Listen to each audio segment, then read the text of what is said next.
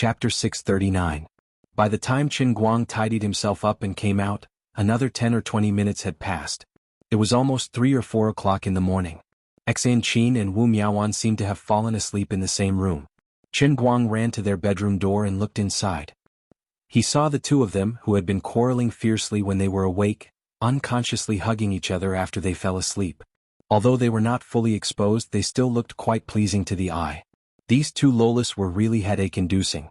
Lying on the bed, he opened his WeChat and received many messages of condolence from people. Lin Jingwei, ha ha ha ha. Yes, this was very strong, very diehard.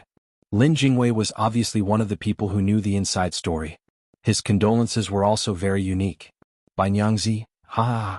1-inch Xiong, my point of view is basically the same as the other two. Although there were some things that Lin Jingwei could not tell the other two grandsons in the dormitory, he did not need to think too much about it. He should have greeted the two of them before this. Sun Xiaoxuan, be strong. I know you and Jin Shirihua have nothing to do with each other. It's not true that you're being defamed online. Although Sun Xiaoxuan's consolation seemed to be very effective, it did not seem to be the right point.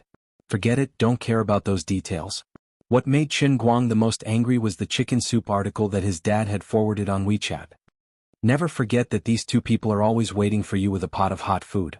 Finished reading with tears in my eyes, Qin Guang, I understand the logic, but where are you waiting for me with a pot of hot food? Your son is almost being defamed like Bao Zhang. Don't just focus on sending chicken soup, give me some real encouragement. Forget it. In any case, his father had always been unreliable. He could not count on these people. Before he fell asleep, he opened the Weibo app and casually wrote a Weibo post. Justice is in everyone's heart. See you at the press conference tomorrow. Then he didn't look at the comments below. He didn't need to look to know that most of them were against him. Although he had a lot of fans, there were only tens of thousands of them at most. There were hundreds of millions of netizens in the country. Now that things had gotten to this point, there might be a lot of people who had turned from fans to haters. Qin Guang didn't care about losing fans. What angered him the most was that he couldn't see his fans' photos in his Weibo private messages anymore. They were all scolding him. He flipped through dozens of pages and still couldn't find his true fans. His heart ached. Boss, Qin Guang posted on Weibo. An 8-weekly employee pushed open Zhuo Wei's office door excitedly. Zhuo Wei didn't leave the office the whole night. Tomorrow was the press conference. He had to prepare 2 sets of plans and 2 sets of information. One was for Qin Guang to use after he admitted defeat. The other was for Qin Guang to use when he still wanted to fight. He still had a lot of work to do tonight. Zhuo Wei opened his eyes in a daze. After about 5 seconds, he completely woke up. He sat up straight in his chair. When he saw Qin Guang's Weibo post, he instantly laughed. This guy finally admitted defeat. He laughed maniacally. His heart was blooming with joy. 50 million. No, 60 million. Wasn't that a little too much? After all, he only had a total investment of 130 million. In that case, 55 million was more or less enough. He quietly squeezed the USB drive in his trouser pocket. It was really indescribable. Everyone who was paying attention to this matter knew that Zhuo Wei would be holding a press conference the next morning. When Qin Guang's Weibo post was published, it fell into the eyes of those who were paying attention. Could it be that Qin Guang really planned to appear at Zhuo Wei's press conference?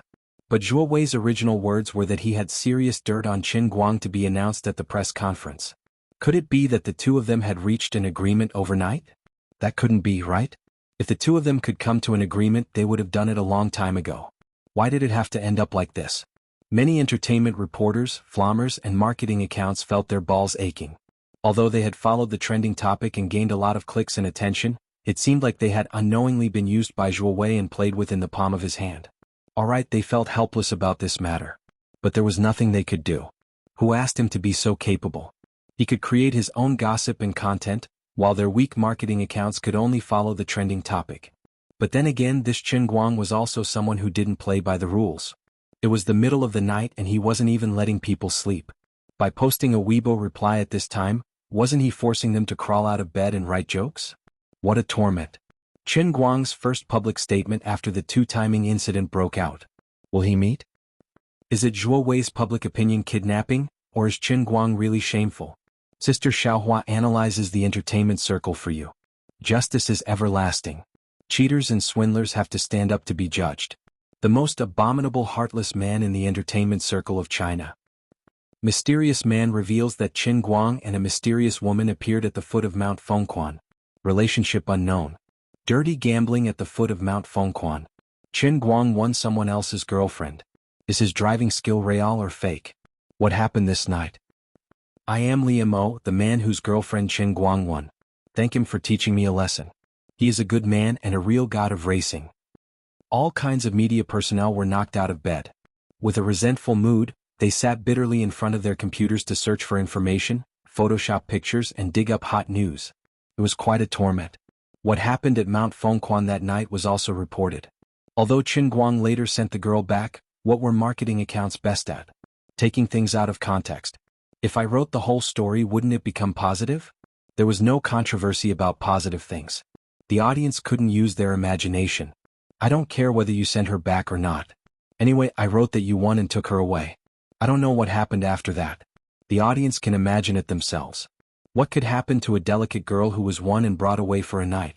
I don't need to say more. You know. Anyway, how to attract attention. I'm sorry, I really don't need to care about the authenticity and comprehensiveness of the news. Some people even Photoshopped Qin Guang's profile picture to AI ways. Those who made use of the hot news to sell short videos began to get busy. Who didn't love money? As for how they earned it and whether the people involved would be affected badly, who cared? This was really a carnival. Every word and action of Qin Guang could be magnified on the internet in countless ways. But without a doubt, most people still followed the trend and continued to step on it. After all, everyone was looking forward to the hot news. This was Qin Guang's tragedy as a public figure. He couldn't control everyone's mouths. Someone once said, "The more slander you can take, the more praise you can take." The person who said this might not be as righteous as she said, but when used on Qin Guang, it couldn't be more appropriate. But maybe after tomorrow, people would finally know what they owed Qin Guang. The next morning, just as the sky brightened, Qin Guang woke up early and drove out. He and Lu Chao had arranged to meet at a cafe near Zhuo Wei's press conference. At around 9 a.m. they set off for the press conference. On the other side, Zhuo Wei was confidently talking to his most trusted assistant. "Xiao Lu, after today we'll really be rich this time. We'll make it big. To be honest, robbing a bank isn't as comfortable as us." The assistant, Xiao Lu, looked very excited, but he silently touched his shirt pocket. There was a listening device inside. He smiled excitedly and said, "That's right. Don't be like that. Be happy. After we do this, I'll bring everyone overseas for a vacation." Zhuo Wei patted him on the shoulder and walked away happily. Xiao Lu looked at Zhuo Wei's back and thought, "Boss, compared to robbing a bank, it's really not that much of a risk. Although money is good, you still need to be alive to get it, right?" "Mr. Lu, your subordinate seems to be quite happy," Wang Zhong said. Sitting in the cafe's private room, Qin Guang crossed his legs and said playfully. Lu Chao was a little embarrassed. "Xiao Qin, don't tease me. You also know that in our circle there are some shady people. If I don't have a backup plan, they will still be in a tight spot. It's just that I've indulged him all these years and he's become arrogant." Qin Guang nodded. "That's true. If a person doesn't have that ability, once he becomes arrogant, he will explode." Ever since Qin Guang's world-class acting skills took shape, he no longer acted like an ordinary university student in front of a big shot like Lu Chao. He spoke in human language and ghost language. At that moment, Qin Guang had put himself in the shoes of Marlon Brando's godfather. His words were filled with an oppressive aura. Although Lu Chao was slightly uncomfortable, he remembered Tai Xinju's warning to him last night and felt relieved. For a man to have the eldest disciple of the Thousand Despair sect as his bodyguard, only the heavens knew how powerful his background was. The time for the press conference was getting closer and closer. At around 9 o'clock sharp, Qin Guang and Lu Chao walked out of the cafe one after another. Lu Chao walked in front while Qin Guang walked behind him with his hoodie on.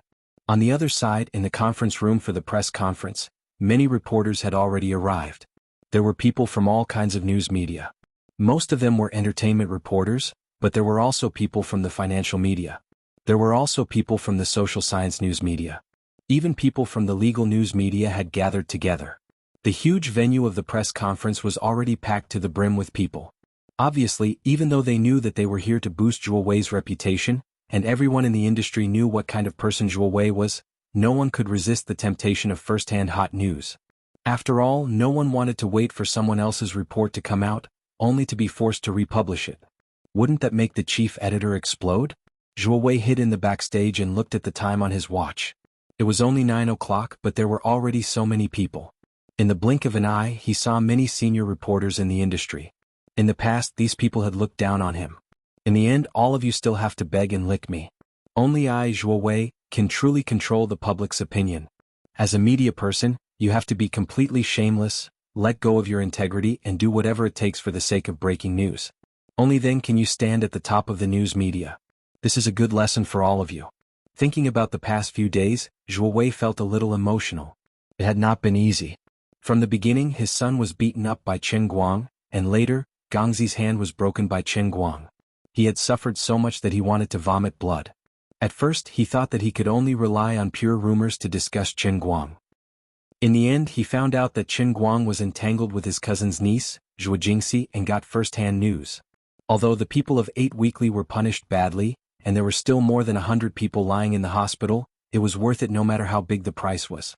He got 55 million yuan, paid 30 million yuan to the company, and had 25 million yuan in his pocket. If the company divided the spoils according to the rules, he would get almost 10 million yuan. It was worth it. As long as he had money, everything was negotiable. Zhuo Wei's heartbeat gradually sped up. He felt that it had not been easy for him all these years. He had worked so hard for Lu Chao. In order to back up Lu Sherwin, he had endured all kinds of hardships and tiredness. In the middle of the night, he would lie in the grass full of mosquitoes, just to take a photo of someone entering and leaving the neighborhood.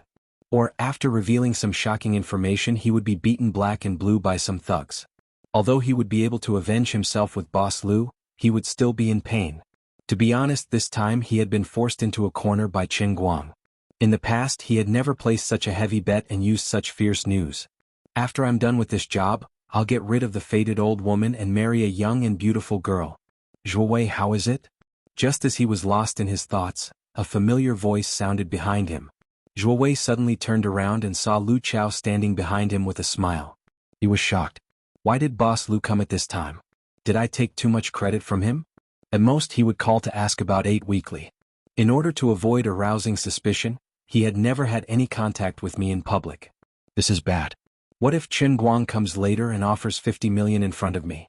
How am I going to make up the difference in the middle? Zhuo Wei panicked a little, but he forced himself to calm down. Boss, why are you here? He tried his best to act like he was very surprised. Lu Chao, who knew the inside story, saw his unnatural expression and sneered in his heart. You're still worried that you can't get dirty money? You should be worried about your own life. Later, if Chen Guang wants you dead, you'll die. If he wants you to live, you'll live. I can't protect you. It's nothing. I passed by here and saw you making such a big commotion, so I came to take a look. I'll be leaving in a while. Alright, come over here. I have something to ask you. Lu Chao said as he turned around and walked into the small conference room next to him. Zhuo Wei was a little confused, but he didn't think too much about it and followed him into the small conference room.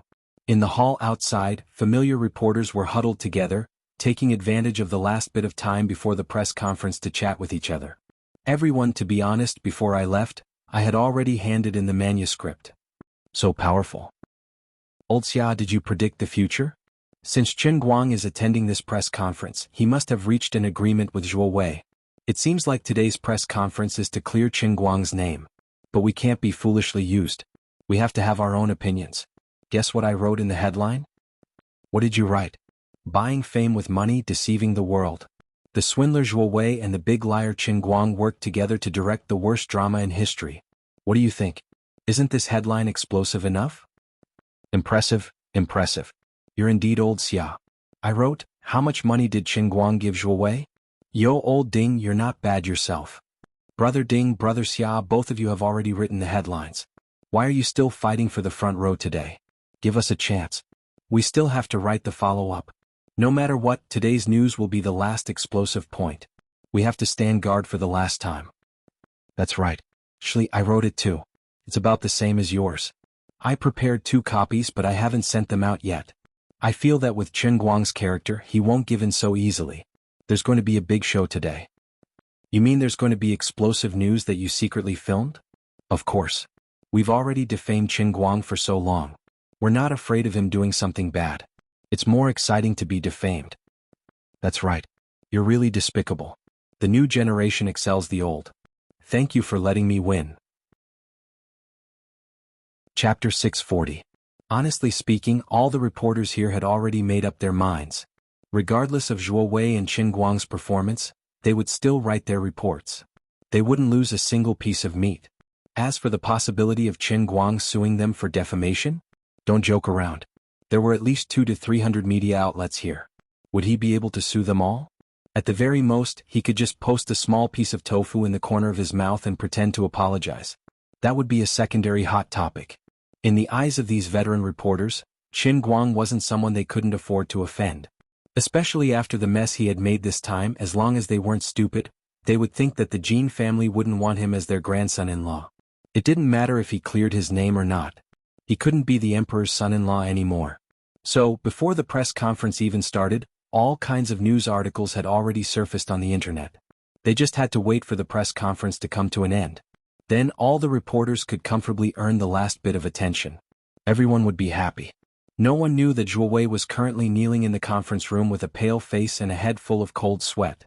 His back was completely drenched in sweat.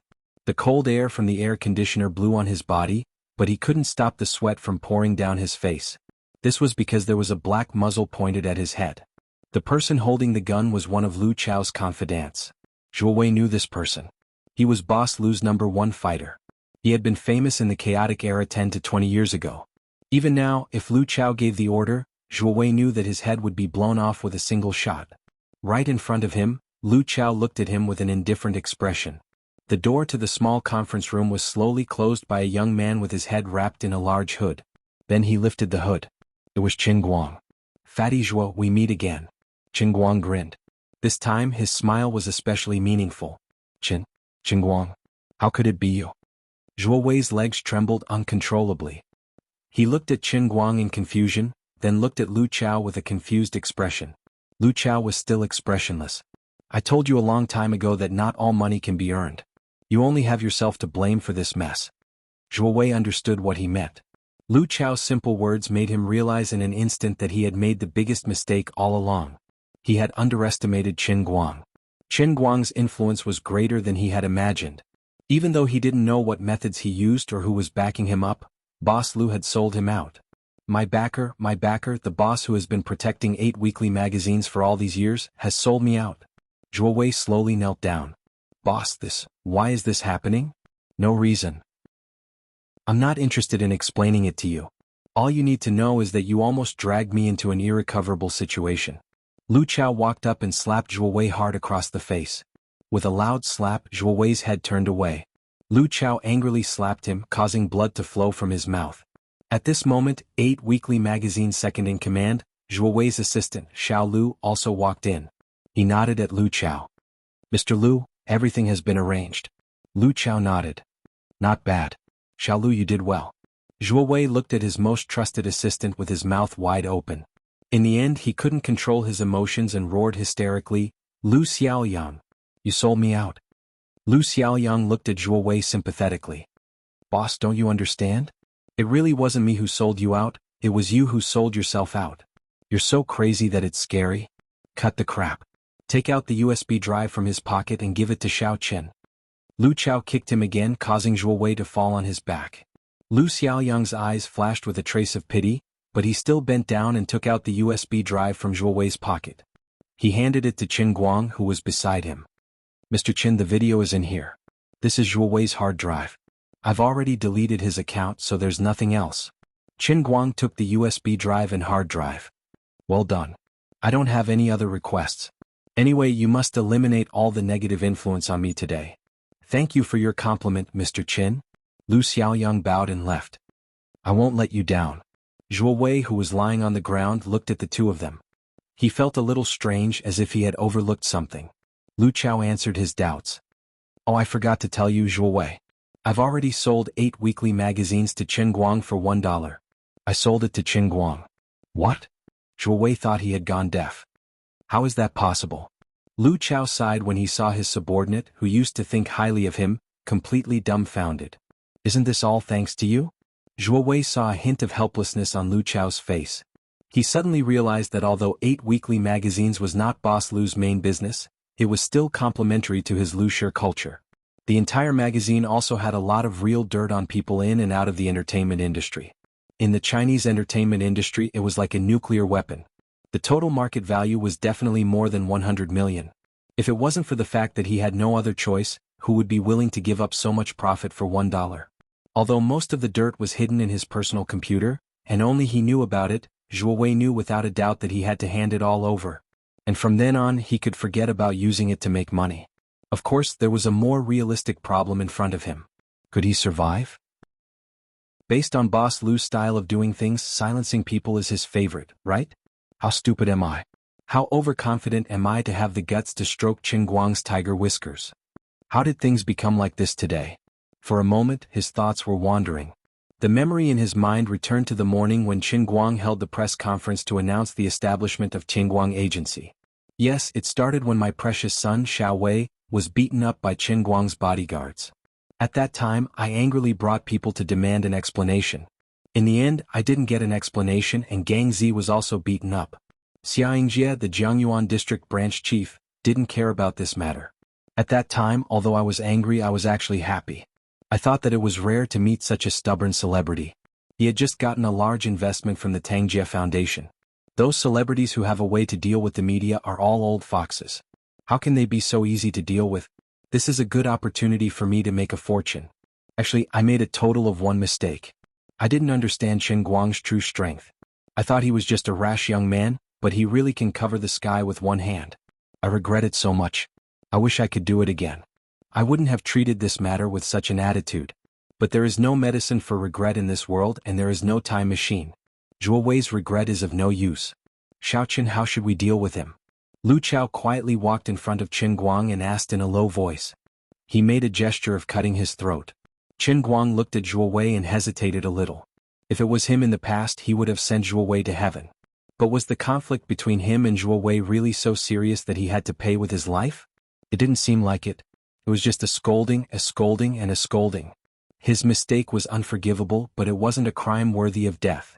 The most important thing was that this damn fatty was Teacher Zhuo's uncle. Although Teacher Zhuo didn't seem to like this relative of his, blood was thicker than water. He was still considered Teacher Zhuo's relative. This was an undeniable fact. Xiaoqin, I know you're kind-hearted. Otherwise, you don't have to worry about this matter. I'll arrange it properly. Seeing his hesitation, Lu Chao said in a low voice. At this moment, someone knocked on the door of the small conference room. Lu Chao frowned. Who is it? One of his confidants opened the door a little and said in a low voice, Mr. Lu, there are two old man's wives wandering around outside just now. Our people caught them. They said they are Zhuo Wei's relatives. Relatives? Lu Chao was a little puzzled. Qin Guang understood. It must be Zhuo Jingxi's parents who thought that Zhuo Wei was going to make a fortune today, so they came to watch the show. These two elders were also important sources of information for Zhuo Wei. They would definitely get a bonus. Thinking about it was really disappointing. Let them in, Qin Guang ordered. Lu Chao's confidant looked at Lu Chao again. Seeing his boss nod, he turned back and said, Bring them in. As soon as Zhuo Jingxi's parents entered, they saw Zhuo Wei kneeling on the ground. They then saw the pitch-black gun in Lu Chao's hand, and Qin Guang and Lu Chao's cold expression. Completely unaware of the situation, the two turned around and were about to leave. They were scared silly. Stop! Lu Chao shouted in a low voice.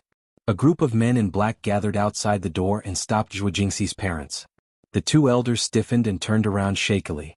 Seeing how scared they were, Qin Guang couldn't bear to see them like this. He took the initiative to welcome them in and closed the door. He even personally set up chairs for them and poured them a glass of water. He gestured for them to sit down. Greetings, uncle and auntie. I have a small misunderstanding with Zhuo Wei.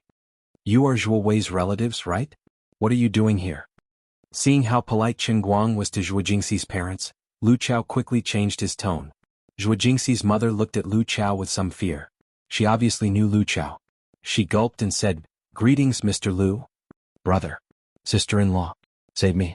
Save me. At this moment, Zhuo Wei suddenly rushed over, rolling and crawling on the ground. He hugged Zhuo Jingxi's father's leg and cried. Ahem. Lu Chao coughed lightly. Zhuo Wei's body trembled and he woke up with a start. Go back and squat over there. I didn't ask you to speak. Lu Chao said fiercely. This was new to him. The last time he acted like a henchman and helped his boss negotiate, it had been 30 years since then, right? It seemed like his skills hadn't regressed. As expected, Zhuo Wei didn't dare to cause any more trouble. He obediently shrunk to the side. Zhuo Jingxi's mother was also scared out of her wits. She couldn't even hold the glass of water steadily. She trembled for a long time but couldn't say a word. At this moment, Qin Guang's phone rang. He picked it up and saw that it was Zhuo Jingxi. Qin Guang sorted out his emotions and answered the phone. Jingxi, what's the matter? On the other end of the phone, Zhuo Jingxi seemed to be in low spirits. She looked like she had just cried and her voice sounded a little choked. Qin Guang, I'm in the dormitory now. Zhuo Wei's press conference is going to be broadcasted on the internet. I've been watching it. I called my parents just now and found out that he really did take a video of you having sex with a girl on Phoenix Spring Mountain. What should I do? Qin Guang looked at Zhuo Wei, who was lying on the ground, and smiled. It's okay. I can handle it. Zhuo Jingxi thought about it again and said, I've asked my parents to go to the press conference. No matter what, I won't let Zhuo Wei release it. He's my uncle. My dad can help. He'll listen to my parents. I have to try. Qin Guang sighed. When she heard that he had sex with a girl, all she could think of was that she couldn't let Zhuo Wei release the video. So, actually, you're my first woman. This is the most unfair thing to you, okay? I might have a clear conscience with other people, but with you, I've really cheated. He felt a little upset. On the other end, Zhuo Jingxi started crying again. I really didn't expect my uncle to be so terrible. He's crazy about money. Actually, it's all my fault. If I hadn't come to America, if I hadn't been unable to satisfy you, you wouldn't have. It's not like that. What's wrong with you? No. It's all my fault. I didn't do my duty as a woman. I also know that I'm not good enough for you. If my parents and uncle hadn't said what they shouldn't, things wouldn't have turned out like this. But I really love you. This was probably the first time in Qin Guang's life that he had heard a woman use such a serious attitude to say that she loved him so much. He couldn't describe how he felt. He just felt that a soft spot deep in his heart had been ruthlessly stabbed by a knife. Hot blood slowly flowed out from his heart and soaked his entire heart. He looked at Zhuo Jingxi's panicked and nervous parents again and understood why they were here. Actually, they weren't as bad as he thought. They weren't here to get a share of the money. They were called here by Zhuo Jingxi to help him. Qin Guang knew that Zhuo Jingxi's parents definitely didn't like him. When Zhuo Jingxi was talking to them about this, they might have had a heated argument. Zhuo Jingxi's parents should also know that Zhuo Wei was someone who cared about money, face and life. But in the end they still came. Jingxi, don't cry. Really don't cry. It's almost 10 o'clock at night over there. Go sit in front of the computer and watch the live broadcast. Then go to sleep peacefully. Nothing will happen. When you wake up tomorrow, everything will be normal. Train your body well. I'll come to America to find you in a few days. Qin Guang said. Okay. You probably have a lot of things to do right now. I won't disturb you anymore. Zhuo Jingxi hung up the phone reluctantly. I just called Jingxi. Thank you. Qin Guang went to Zhuo Jingxi's parents again. In the past, everyone had indeed quarreled with each other. But no matter what, they were now on his side. Zhuo Jingxi's mother looked at Qin Guang. In her mind, she recalled how Zhuo Jingxi had begged them to come. Her emotions were exceptionally complicated. Of course, the two elders knew that Qin Guang's car sex on Phoenix Spring Mountain was real. Their daughter really had a hard life. Zhuo Jingxi's father sighed. If Jingxi hadn't said that she would hang herself if we didn't come, I wouldn't have come even if you beat me to death. Now it looks like we came for nothing. Zhuo Jingxi's mother was even more aggrieved. Qin Guang, we know that you only treat Jingxi as a little girl. Our family is indeed not good enough for you. But can you treat her better in the future? She really gave her to you completely. Poor parents. Although Zhuo Jingxi's father and mother loved money and had previously accepted the fate of Zhuo Jingxi being Qin Guang's mistress, seeing that Qin Guang was using his power to completely cover up his affair, and that their daughter could only live in the shadows from now on without a proper status, Zhuo Jingxi's mother's nose turned sour. In the end, tears still welled up in her eyes. She regretted it. She already knew that Zhuo Jingxi didn't like Zhuo Long. If she hadn't forced her so hard back then, how could she have attracted the jackal, Qin Guang? Qin Guang smiled and nodded. Don't worry. I'll treat her very well. Then we can rest assured. Zhuo Jingxi's father was about to get up. Brother. Zhuo Wei shouted again when he saw that Zhuo Jingxi's father was about to leave. Zhuo Jingxi's father didn't reply. He pulled Zhuo Jingxi's mother and continued to leave. Zhuo Jingxi's father's eyes were also filled with tears. All right. Don't make it sound like we're going to part forever. Zhuo Wei, I don't have the mood to settle the mess you've done in the past. I've already reported it to the police in Wujing. When you get back, you'll have to give a clear explanation. You'll have to go to jail for however many years you deserve. Just based on the fact that you killed that singer Jin Jinru over 10 years ago, it's enough for you to go to jail for a few years. I don't want to go to jail, Zhuo Wei shouted. Lu Chao kicked him again. Go to jail or die. Which do you choose? On the other hand, Zhuo Jingxi's father stiffened when he heard Qin Guang say that he wouldn't kill Zhuo Wei. He turned around and bowed deeply. Thank you, Xiaoqin. I thank you on behalf of my father and uncle. Qin Guang shook his head. Uncle, you don't have to thank me. If I were as fond of lynching as you are, I wouldn't be any different from Zhuo Wei. Nothing can be accomplished without rules. Zhuo Wei suddenly came to his senses. He turned to face Qin Guang and hammered his head on the ground. Thank you, Mr. Qin, for sparing my life. Thank you, Mr. Qin. Shut up. If you want to live, it depends on how well you do. Lu Xiaoyang, come in, Lu Chao ordered. Lu Xiaoyang poked his head in from outside. Seeing Zhuo Wei's head on the ground bleeding profusely but still kowtowing, Lu Xiaoyang felt his teeth ache. You two have a good discussion about what to do with today's press conference. If it was any less interesting, both of you would be in trouble. Make good use of this opportunity. From now on, Qin Guang will be your boss. Don't miss this opportunity to redeem yourself. Lu Chao waved his hand. On the other side, Qin Guang supported Father Zhuo and Mother Zhuo as they walked out. Little Qin, if there's nothing else, we'll be leaving first. We'll go back and watch the press conference on TV. Dachuan Satellite TV's Arts channel is going to broadcast it live. Qin Guang nodded. He asked Lu Chao to arrange for someone and a car to send his parents back. They seemed to be in a terrible condition. Standing in front of the window, he watched his parents' car leave the hotel. Then he thought of Zhuo Jingxi, who was watching the live broadcast in front of her computer in America. Qin Guang made a decision. He took out his phone, wrote 3 words and sent them to Jin Shiyue. I'm sorry. Zhuo Jingxi had no desires. She wholeheartedly thought and gave everything she had for him.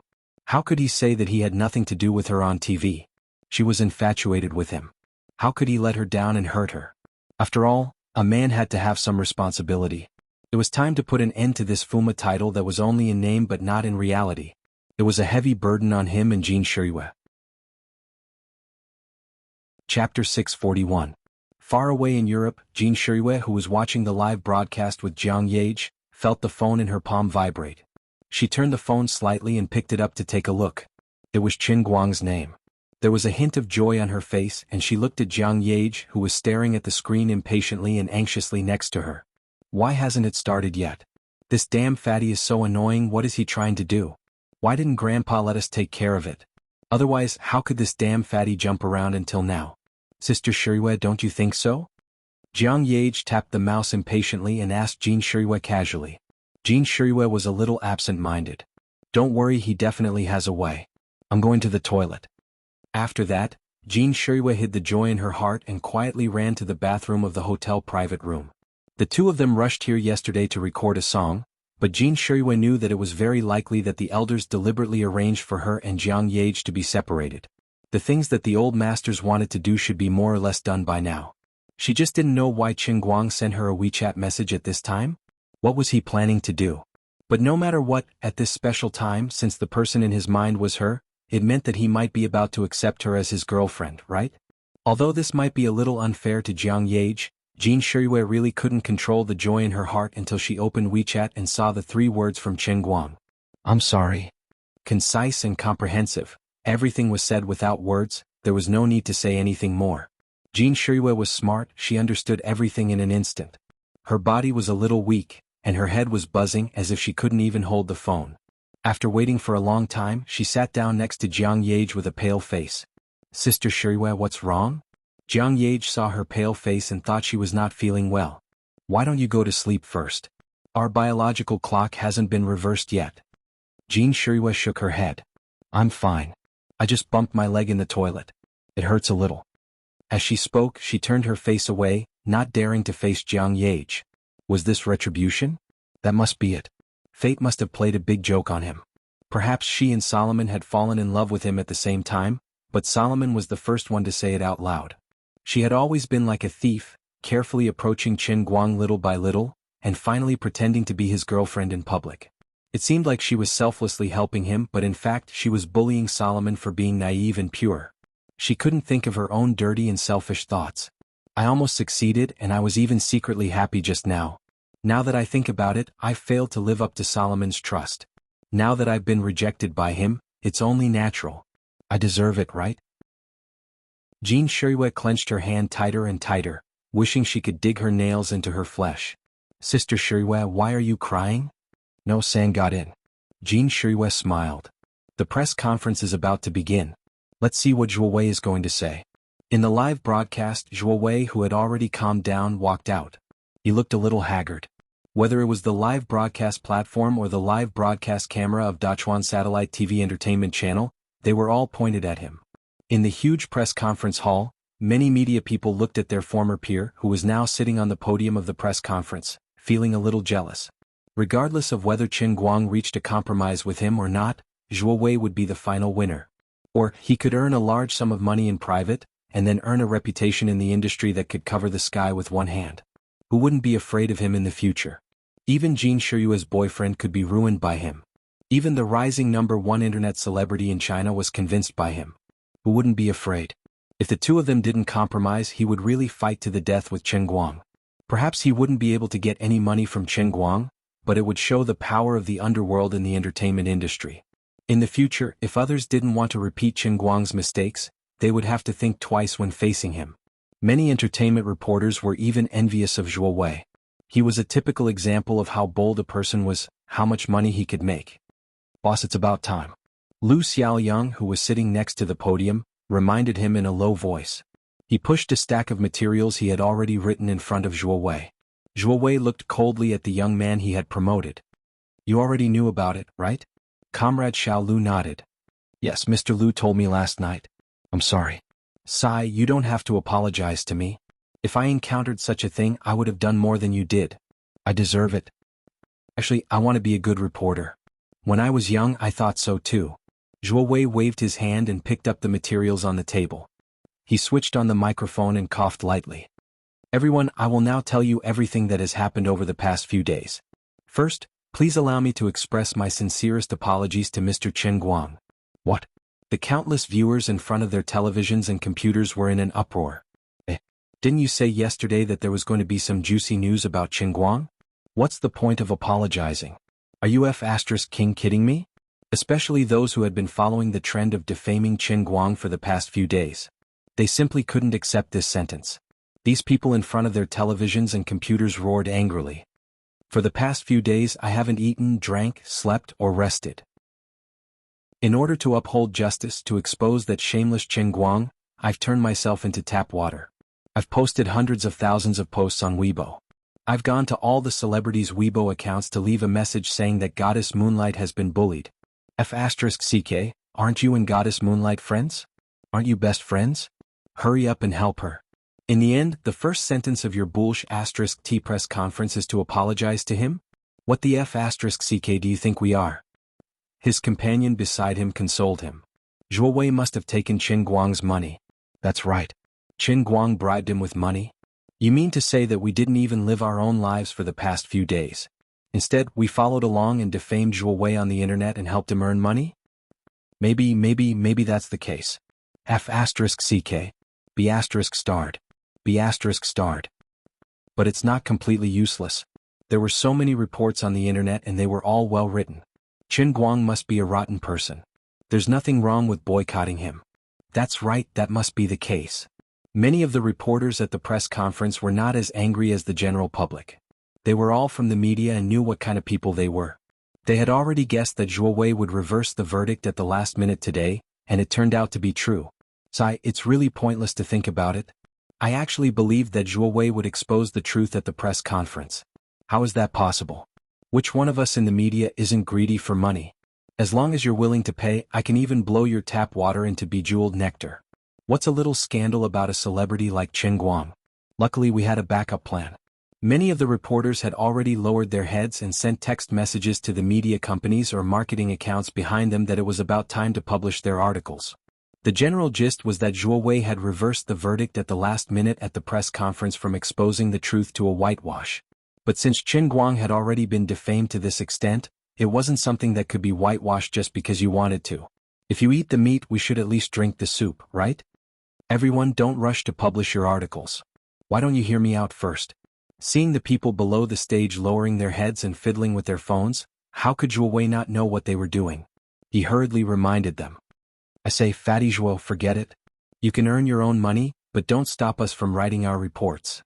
You have your own explanation, and it's up to us whether we want to listen to it or not. We're not your paid troll army, and we have our own judgment as media personnel. You can continue to help Chen Guang clear his name. We'll just listen to it. Everyone knows what's going on. A young reporter sitting in the middle of the conference room rudely stood up from the crowd and questioned Zhuo Wei loudly. Perhaps he was in a hurry to become famous and wanted to show off. This young man didn't know any better. Although these were the unspoken rules of the industry, it wasn't giving him face to say it out loud. However, everyone was curious as to how Zhuo Wei was going to deal with this young man. Unexpectedly, Zhuo Wei didn't look angry at all on the stage. It was as though he had made up his mind. Do you think I accepted Chen Guang's money? To tell you the truth, I didn't accept a single cent. This press conference is my personal confession. Confession? Fatty Zhuo, you're really into it? This time, even the veteran entertainment reporters sitting in the front row couldn't hold themselves back. Just how much money did Chen Guang give? Fatty Zhuo was willing to throw away his pride to reverse Chen Guang's verdict. Everyone, please be quiet. It's not time for questions yet. If you want to cause trouble again, get out. Zhuo Wei began to panic when he saw that the situation was getting out of hand. He remembered very clearly that Lu Chao had said that he had to clear Chen Guang's name today. This time, the people below the stage finally settled down. Even though they knew what he was going to do next, they still wanted to see how he was going to clear his name. I believe many people in the industry know about my conflict with Chen Guang. Here, I would like to apologize to Mr. Chen Guang once again. The people below the stage sneered disdainfully. All right, you don't have to apologize. It's useless. They all know that you accepted money anyway. At that time, during Chen Guang's press conference, I made a very excessive request. I asked him to pay me 2 million RMB as a settlement fee. He righteously rejected me. Zhuo Wei didn't care about the expressions of the people below and continued. What? Did we hear wrongly? What the hell? The audience in front of their computers and televisions were also dumbfounded. Although they had thought that Zhuo Wei would blackmail Chen Guang into paying, he said it himself. He didn't even try to hide the amount. Wasn't he trying too hard? He was suspected of extortion. But after being rejected by him, I bore a grudge. That night, I sent several employees of 8 Weekly to collude with the local hooligans in Wenxing town to secretly take pictures of Mr. Chen. In the end, they were discovered by the enthusiastic people and called the police. Now, the 3 employees of 8 Weekly are still in custody. Many reporters were even more dumbfounded. Whether it was entertainment reporters, legal reporters, or financial reporters, they were all stunned by Zhuo Wei's almost self-destructive behavior. Although everyone had guessed these things, this was a live broadcast, a national broadcast. What are you trying to do? How can you say it out loud in front of everyone? Do you still want to work in this industry in the future? Didn't Chen Guang give you 100 million RMB? Do you have to be so desperate? Everyone gradually began to feel that something was wrong. Zhuo Wei's performance was beyond imagination. This was completely different from the bleaching process they had guessed. After the first 3 employees were arrested, I bore a grudge and began to arrange for the employees of 8 Weekly to fabricate fake news to maliciously smear Chen Guang online. I maliciously smeared Chen Guang's past achievements out of context and falsely accused Chen Guang of having an inappropriate relationship with his classmates and class counselor. Below is a recording of me instructing my employees to fabricate fake news. Everyone, please listen. Re-edit the video of him sharpening his pencil. Deliberately insert a fault in it. Do you hear me? Make the video look fake. Even if it's real, make it look fake. Then write an analysis article for me based on the fake video. What? You don't know how to edit videos? Are you stupid? Don't you know how to use Baidu? Anyway, you just need to make it look real. How many netizens will really understand it? All you need to do is to fool those idiots, do you understand? I'll beat you to death if you spout any more nonsense. Just make up a few high-ranking players from the celestial stairway of Dota. That's right, just pull out a few high-ranking players from the foreign servers and write a proper interview. Say that Chen Guang was actually their substitute for Dota. What, you're saying that Chen Guang's level is too high, and no one can substitute him? Are you being stupid with me? Who the F***ck cares how high his level is? If I say it's a substitute, then it's a substitute. Do you understand? I don't need to tell you how to play the piano, right? You know how to do it, right? You said his fingers were completely in sync with the audio track? Can't you cut it at the wrong position? If you say another word of nonsense, I'll pack up and leave.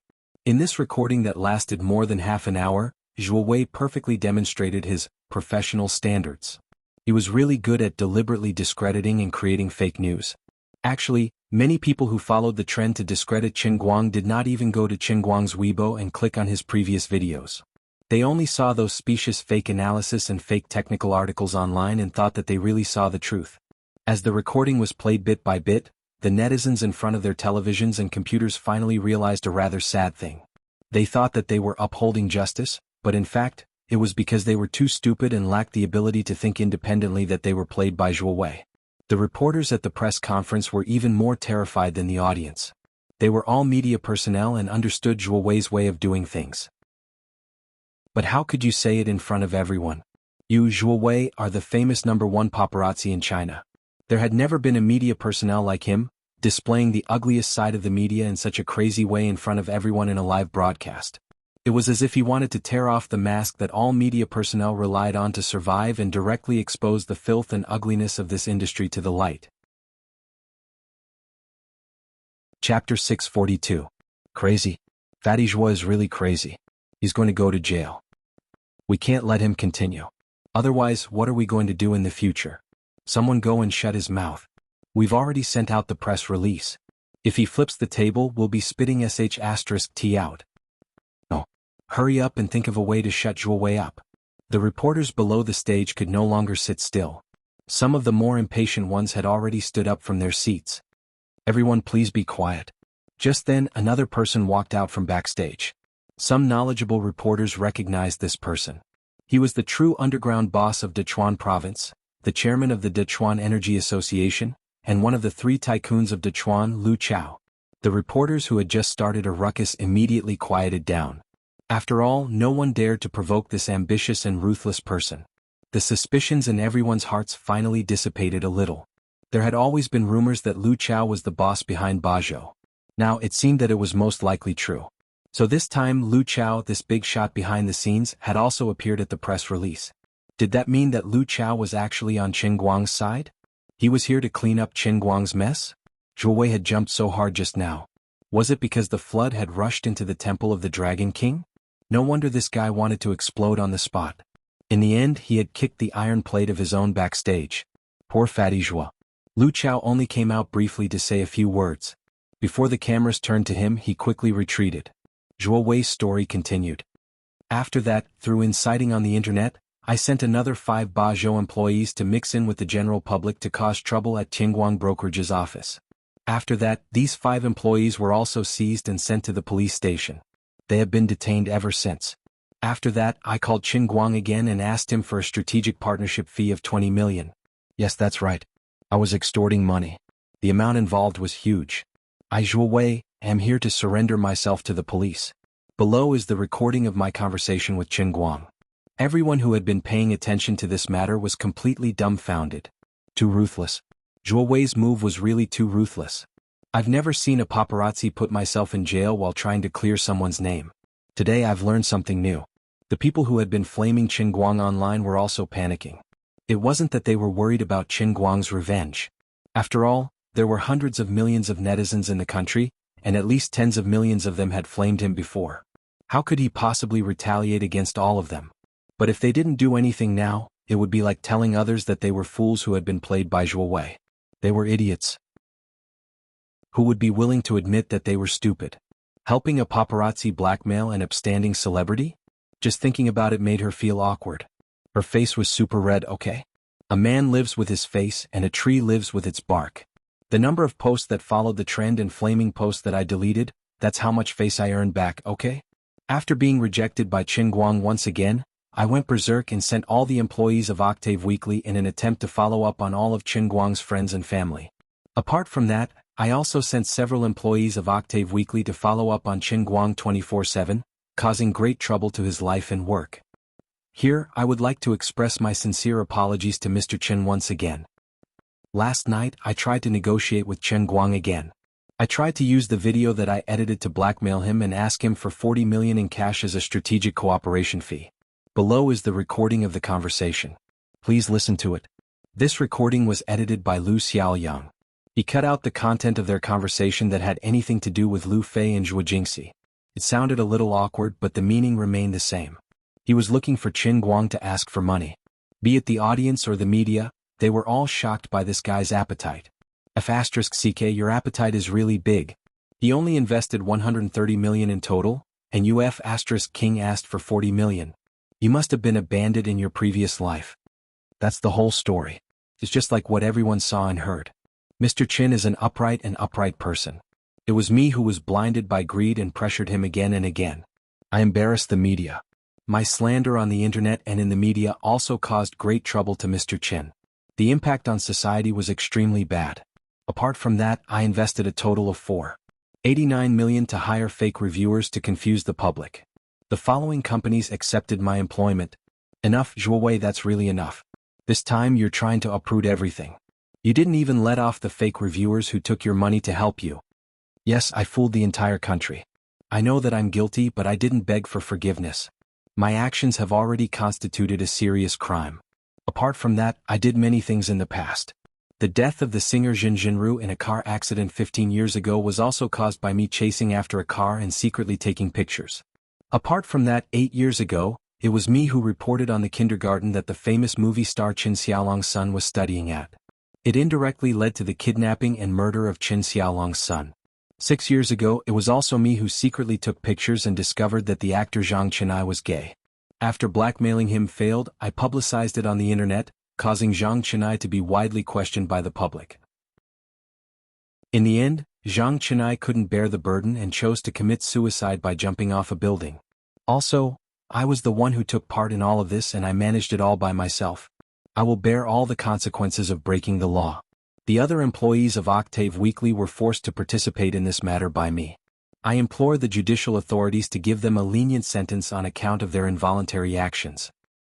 As a media person, I went against my original intentions. I did anything for money. I ignored the law and did not speak of morality. I was blinded by money. I am a disgrace to all media people. I have caused a terrible impact on society. I have let everyone down. I have let everyone down. As Zhuo Wei spoke, he started to choke up. Perhaps when he slowly recalled the past, he realized that what he had done in the past was unforgivable. Lu Xiaoyang's nose was a little sour. About an hour ago, this China's #1 paparazzi who created 8 Weekly was still in high spirits. He thought that he was about to reach the peak of his life. However, only a few hours had passed, and he had chosen to reveal everything he had done in the past in front of the entire nation. How tragic, how desolate. What he said did not seem to constitute a serious crime in the eyes of the law. But the result was one tragedy after another. Who could be blamed for Zhuo Wei ending up like this? Moreover, even if all the crimes he listed were true, he would only be sentenced to 10 years at most. What about the people who indirectly died because of him? Who would sympathize with these people? He did not kill them, but they still died because of him. Xiaolu, don't learn from me. You are not even 30 yet. You still have a lot of time. You must be a person who can live up to your conscience. Zhuo Wei threw the documents in front of him away and burst into tears. Boss. Lu Xiaoyang's heart was sour. He thought that he was only treating Zhuo Wei as a joke. But now that he saw Zhuo Wei shouldering everything, he was filled with mixed feelings. Zhuo Wei and Lu Xiaoyang were not the only ones in an awkward situation. The reporters who were hurriedly asking their departments to withdraw their articles recalled how they had followed the trend online. They were afraid that Qin Guang would settle the score with them. Without a reason, Zhuo Wei wouldn't have been as remorseful as he pretended to be. The so-called justice could only be defended by force. Zhuo Wei's decisiveness could only mean that the power behind Qin Guang was so strong that he could not even think of resisting. Even Zhuo Wei's backer Lu Chao chose to sacrifice himself to protect the king. No one wanted to repeat the same mistake. All the previous scandals had to be withdrawn. None of the prepared articles could be used. They had to seize this last opportunity to choose a side and help Qin Guang clear his name. Those who followed the trend and watched the incident with the mentality of watching a joke felt that they had lost a lot of face. They thought they were moral guardians, but in the end they were just monkeys who were played around. Thinking about it made them feel embarrassed. Of course, the most embarrassed were the economists and celebrities who followed the trend and slandered Qin Guang. The press conference was not over yet, but these people's Weibo posts were already scolding them one after another. I thought you were a learned person. In the end, you also followed the trend without any real evidence. You are in cahoots with that big corrupt official, Su Lijing, right? You are taking revenge for Su Lijing, right? Sanctimonious and hypocritical. You and Su Lijing are classmates. You must be a greedy old man. How can you be a university principal like this? Do you dare to announce your assets? These words made these so-called old scholars' faces turn black. However, these netizens were right this time. When they stepped on Qin Guang's head, they indeed wanted to take revenge for Su Lijing and vent their anger. How could they have imagined that Qin Guang could still overturn the case after the incident had reached this stage? As for celebrities like Zhang Tianming and Li Longwei, their Weibo posts were even more lively. I knew you were a dishonest and hypocritical person. Indeed, it's like this. Best actor? You're simply a scum. You Li Longwei want to woo goddess Shuyue? Why don't you take a piss and look at yourself? First, explain to the girl you dumped. She sold herself in order to help you enter the entertainment industry. Now that you're famous, you dumped her. How can you face her? That's right. You still have the face to slander Qin Guang for cheating? What's wrong with your heart? How can you be so thick-skinned? The ones who suffered the most were Zhang Tianming and Li Longwei. The other celebrities who followed the trend didn't receive as much attention. They all quickly deleted their Weibo posts to distance themselves from them. As for The Economist and Zhang Tianming, deleting their posts didn't work. They simply closed their Weibo comments. Out of sight, out of mind. However, this was actually useless. Since they couldn't flame you on Weibo, they could go to other people's Weibo to flame you. The effect was the same. The ones who rushed to the front were, of course, the die-hard fans who had always chosen to believe in Qin Guang. Following closely behind were the trolls who realized they had been fooled. When they were slandering Qin Guang, they happily slandered Qin Guang. Now that Qin Guang had been whitewashed, they also rushed to slander others. Anyway, as long as there was someone to slander, it didn't matter even if the sky fell. As for Qin Guang's own Weibo, there were all sorts of comments like, I owe you an apology, and, I'm sorry. Although this was useless, Qin Guang actually didn't care about the trolls under his Weibo. He also didn't care about these people's superficial apologies. He was just annoyed that the private messages from the trolls were blocking his intimate communication with his female fans. When Zhuo Wei was almost done with his performance, Qin Guang walked out from the backstage. Zhuo Wei didn't think much when he saw him. He immediately bent down and began to kowtow fiercely again and again. There was already a wound on his head from the collision earlier, and this time the wound opened up again after just a few hits. Alright, stop kowtowing. Otherwise, if you kowtow to death here, others will think that I forced you. Qin Guang grabbed the back of Zhuo Wei's collar and pulled him up. Zhuo Wei wiped away his tears and the blood on his forehead. He picked up the microphone on the podium and said, Everyone, I'm going to turn myself in now. I'll clarify once again that Qin Guang didn't have any scandalous videos. His counselor is actually my niece. Everything was fabricated by me. Actually, he has nothing to do with my niece, Zhuo Jingxi. However, Qin Guang interrupted Zhuo Wei's words. Shut up. Get down. Zhuo Wei's face stiffened. He didn't know what Hu Jinyao was going to do, but he knew what was good for him. He immediately shrunk his neck and left dejectedly. Xia Yingjie, who had just arrived under Wu Shan's orders, waved his hand and 2 police officers followed him up. Under the gaze of the live broadcast camera and hundreds of eyes in the venue, Zhuo Wei's hands were shackled and taken away. Sis, I told you that investing in him was the right thing to do, right? Didn't he settle the matter just like that? Tang Xiaokai, who was waiting in front of the computer, beamed at the scene. My money didn't go down the drain, did it? Tang Ying didn't care about Tang Xiaokai's words. She pinched her fingers and counted the time. 3 days. Just 3 days. This guy, don't be so precise with your timing. This is so F***king embarrassing. Shut up. Help me book a plane ticket. I want to come to America. Forget it, I was just joking. I still have a lot of things to do at the hospital. I can't leave. Sis, why do I feel like you don't look very happy? You look a little melancholic. Shut up. Bye. Tang Ying hung up the phone abruptly. Her face was as red as blood. At this time, Sun Xiaoshuan, who was also in America, turned off the live broadcast and went to sleep. Zhuo Jingxi, on the other hand, felt a little complicated. She stared straight at the video. It was the scene of Zhuo Wei being handcuffed. However, in her mind she kept thinking about what Zhuo Wei had said before. Actually, there's nothing between him and my niece, Zhuo Jingxi. Although she didn't want to admit it, although she had already accepted her fate, when Qin Guang really wanted to clarify their relationship in front of everyone, Zhuo Jingxi couldn't hide her true thoughts from the depths of her heart. A slight sourness and a slight stab of pain. It wasn't intense, but it was endless. Perhaps, when she accepted the car he gave her, and when she accepted his money before she came to America, this fate was destined. She silently touched her face. It was cold. It turned out that tears had unknowingly flowed out again. Forget it. I shouldn't have asked for more. He's so outstanding and he treats me well enough. It's fine as it is now. As long as I don't cause him any trouble, it's fine as long as he's happy. And then again, I don't seem to be able to satisfy him in that aspect, right? Didn't he say that he wanted me to train my body because I'm a pitiful 3-second girl? It really was only 3 seconds. Thinking of that, Zhuo Jingxi grinned again. It seemed like she was mocking herself, but it was also a little heartwarming. Whether it's in terms of status or body, I don't have the right to have him all to myself, right? She stood up and was about to turn off the live broadcast. However, Qin Guang seemed to have something else to say. In the camera, he stood in front of the rostrum again and gently picked up the microphone. His expression was very determined. Chapter 643. Everyone, I believe Zhuo Wei has already explained everything that needs to be explained. As long as you aren't blind, you should be clear about the truth, right? Qin Guang spoke into the microphone, enunciating every word. In the hall of the press conference, the reporters below the stage all let out a long sigh of relief. Forget it, this matter was finally coming to an end. For such a big show to come to an end like this, it could be considered as a relief for everyone. However, they had to think of a way to repair their relationship with Qin Guang after this. Needless to say, he was definitely a person who held a grudge. Sai, why didn't anyone think of standing on his side and speak up for him? Otherwise, this would have been such a good opportunity. They could keep up with the hot topics, be a controversial topic, and be the last one to laugh. Sai, why isn't there a single sober person here? This guy's words aren't pleasant to hear. What does he mean by as long as we aren't blind?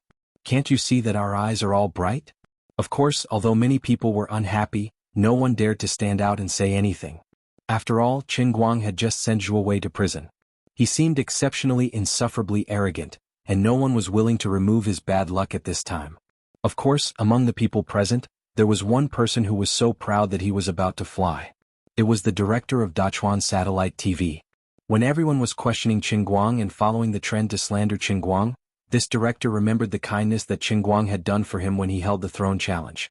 He stood on Qin Guang's side without any hesitation and used the resources of the entire Dachuan Satellite TV to help him clarify and absolve him. Although it was only a drop in the bucket, it was sincere. At this time, he could be considered the person who stood the straightest among everyone present. Mr. Qin, is this the end of the press conference? The director moved closer with a smile. Qin Guang cupped his hands at the director and smiled. Then he turned his head to look at the center of the huge hall. Below the press conference, there were hundreds of eyes staring at him. They were waiting for me to announce the end of this farcical press conference. Then they would run away with their tails tucked between their legs. Zhuo Wei's pitiful state at the press conference would definitely make them feel the same way, even though they were Zhuo Wei's colleagues. Zhuo Wei's self-destruction on the spot exposed the filthiest and ugliest side of their entire industry to everyone's eyes. They couldn't wait to be freed, leave this place and go to their respective units to issue so-called apologies, so-called clarifications, and clarify their involvement in the whole matter. Then, like scavenging hyenas, they would continue to hide in the dark, waiting for the next hot news.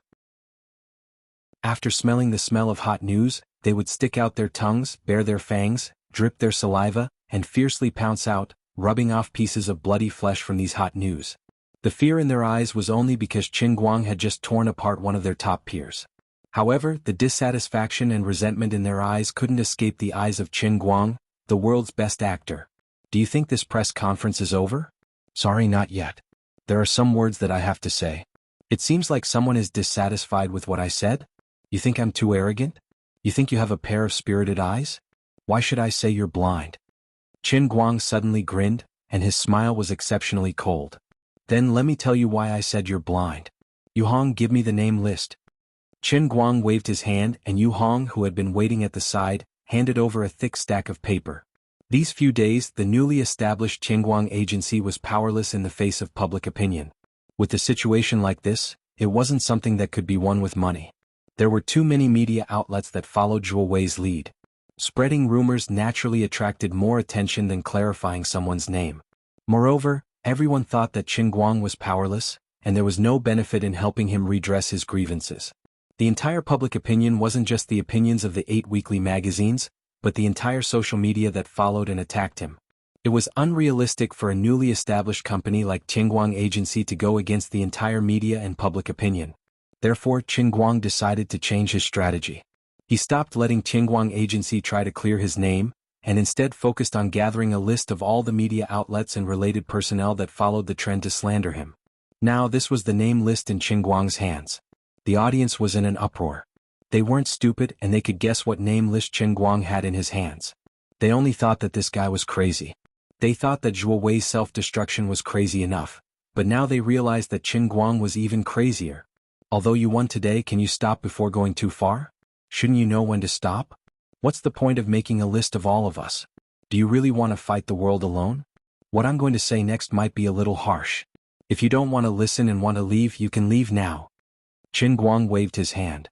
His expression was cold, but he was laughing coldly in his heart. Damn it, I've been like a turtle hiding in its shell for the past few days, and I've been scolding all of you. If I don't get back at them today, when will I get back at them? If I were to swallow this anger, would I still be me? What Taiji fist?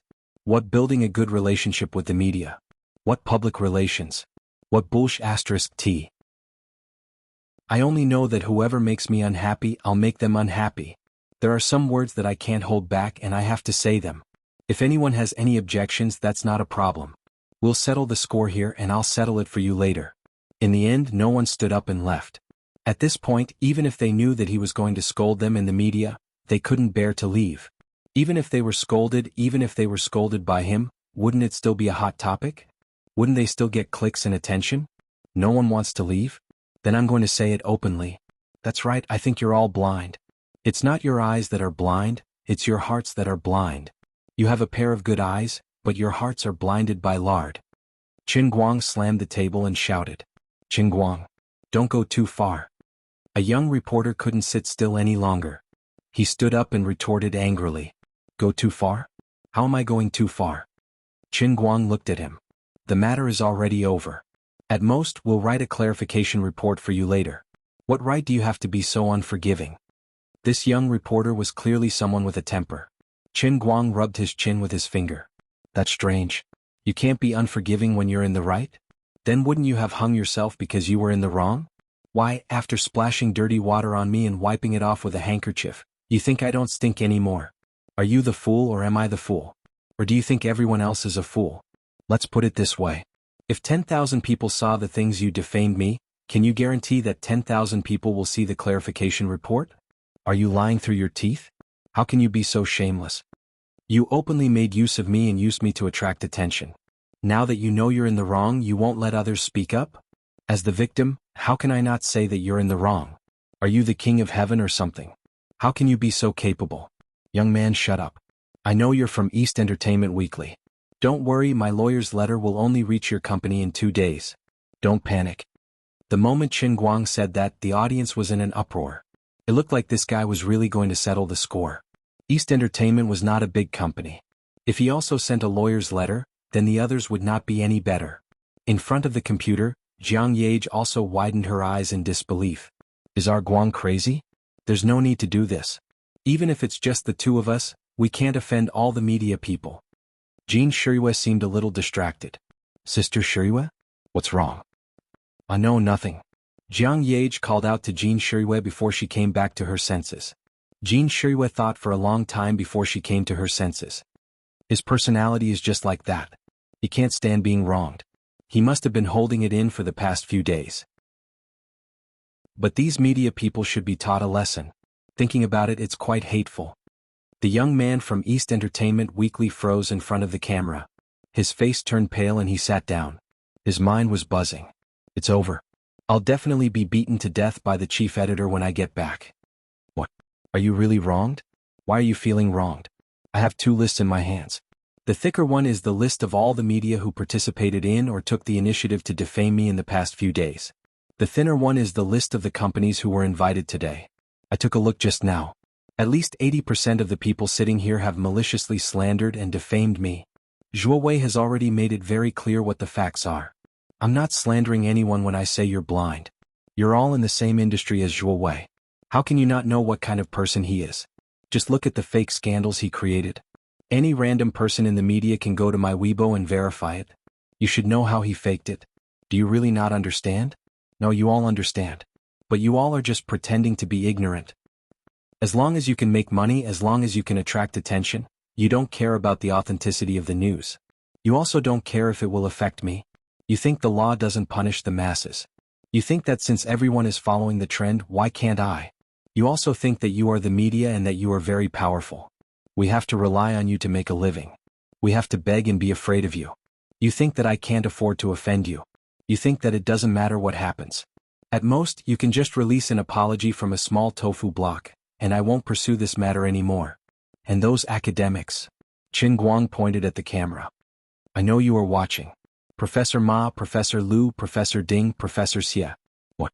Did Su Lijing's execution make you all unhappy with me? Don't talk to me about the economic principles of being an internet celebrity. You can use that nonsense to fool children. You just don't like me. You want to avenge your classmate, schoolmate, good friend and accomplice Su Lijing. And Zhang Tianming, Li Longwei and the rest of you. You are all experienced in the entertainment industry. You all know what this lousy industry is like. But you all are pretending to be ignorant.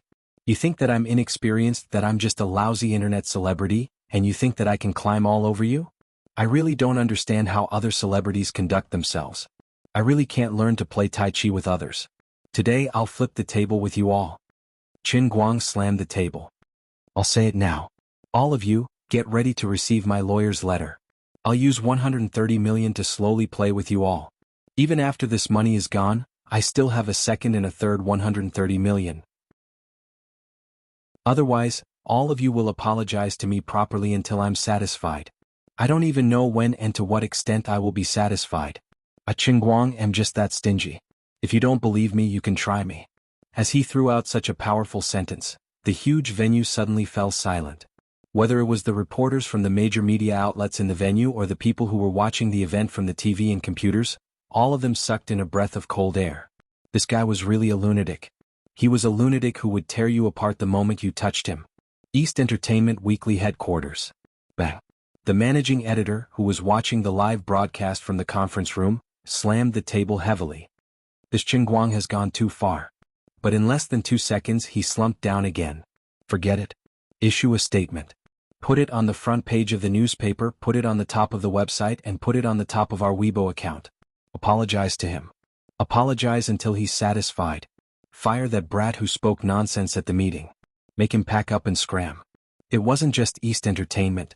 The other media outlets that were involved in the incident had similar reactions. Although the media outlets boasted that they had nothing to lose, they couldn't stand up to Qin Guang's imposing manner. It was as if he was willing to be cut into pieces and drag the emperor down from his horse. Who the hell would want to go to court with a guy who had hundreds of millions in assets and a powerful background? Reason, he was in the right. Money, he was also very rich. Power, didn't you see Zhuo Wei, who had Lu Chao's backing, kneeling on the ground? Although we have the advantage in numbers, what if the others take us down one by one? Who would want to be the first to stand out? You guys can be awesome, I'll be the first to back down. Although this matter was rather shameful and embarrassing, a wise man knew better than to fight when the odds were against him. It wasn't worth it to fight to the death with a lunatic. Sigh, if I had known that this guy was so narrow-minded, I would have thought about this matter from the start. However, Qin Guang wasn't done with his bombshell today. After he was done, his face suddenly changed and he continued, naturally there are some things that you guys aren't completely wrong. There's one thing that you guys are right about. Zhuo Wei wasn't wrong either. The smile on Qin Guang's face became very strange, with a sense of relief. Jin Shiyue's heart inexplicably tightened. Zhuo Jingxi, who was separated by the ocean, cried out in alarm. She subconsciously shouted, "No! Don't do this." But of course Qin Guang couldn't hear her soft cry. Qin Guang looked straight up at the camera. His gaze seemed to cross the ocean and shoot into Zhuo Jingxi's eyes. He slowly opened his mouth, and his words were filled with deep emotion. Zhuo Jingxi and I, who was my former counselor, aren't completely unrelated like what Zhuo Wei said. A reporter who was taking a sip of water spat the water at the back of the head of the person in front of him. Chapter 644. However, the person who was sprayed all over did not have the mood to turn around and scold him. Instead, he looked at Qin Guang on the stage with his mouth wide open and muttered, "After all this time, you've been acting cool for so long and in the end you're going to blow yourself up too. What day is it today? Is it trendy to blow yourself up?" Breaking news, shocking breaking news. Jin Shiyue's boyfriend had publicly admitted to having a relationship with another woman. There was a sudden clap of thunder on the ground. Were you going to blow up the heavens and earth? Even if Zhuo Wei said these words 10,000 times, it wouldn't be as fierce and intense as you saying it yourself, alright? At that moment, many of the reporters only felt that, based on how awesome this guy was today, they would obediently give him their heads off, not to mention scolding him to death. Thinking about other celebrities, even if they were truly in love, wouldn't they refuse to admit it even if they were beaten to death and were beaten to death, let alone cheating and cheating? Perhaps they finally couldn't hide it anymore, or perhaps they were waiting until they were about to get married, so they hid it and said, "We," to announce it to the world. What's more, their children were about to graduate from primary school, but they were still single and unmarried. Looking at our Pokemon, Qin Guang, from the way he had behaved at the beginning of the day, whether it was making Zhuo Wei blow himself up on the spot in front of a live broadcast, slapping the reporters' faces, or suddenly throwing out shocking news. Really, this person's train of thought was completely different from normal celebrities. He didn't play by the rules and he didn't have any.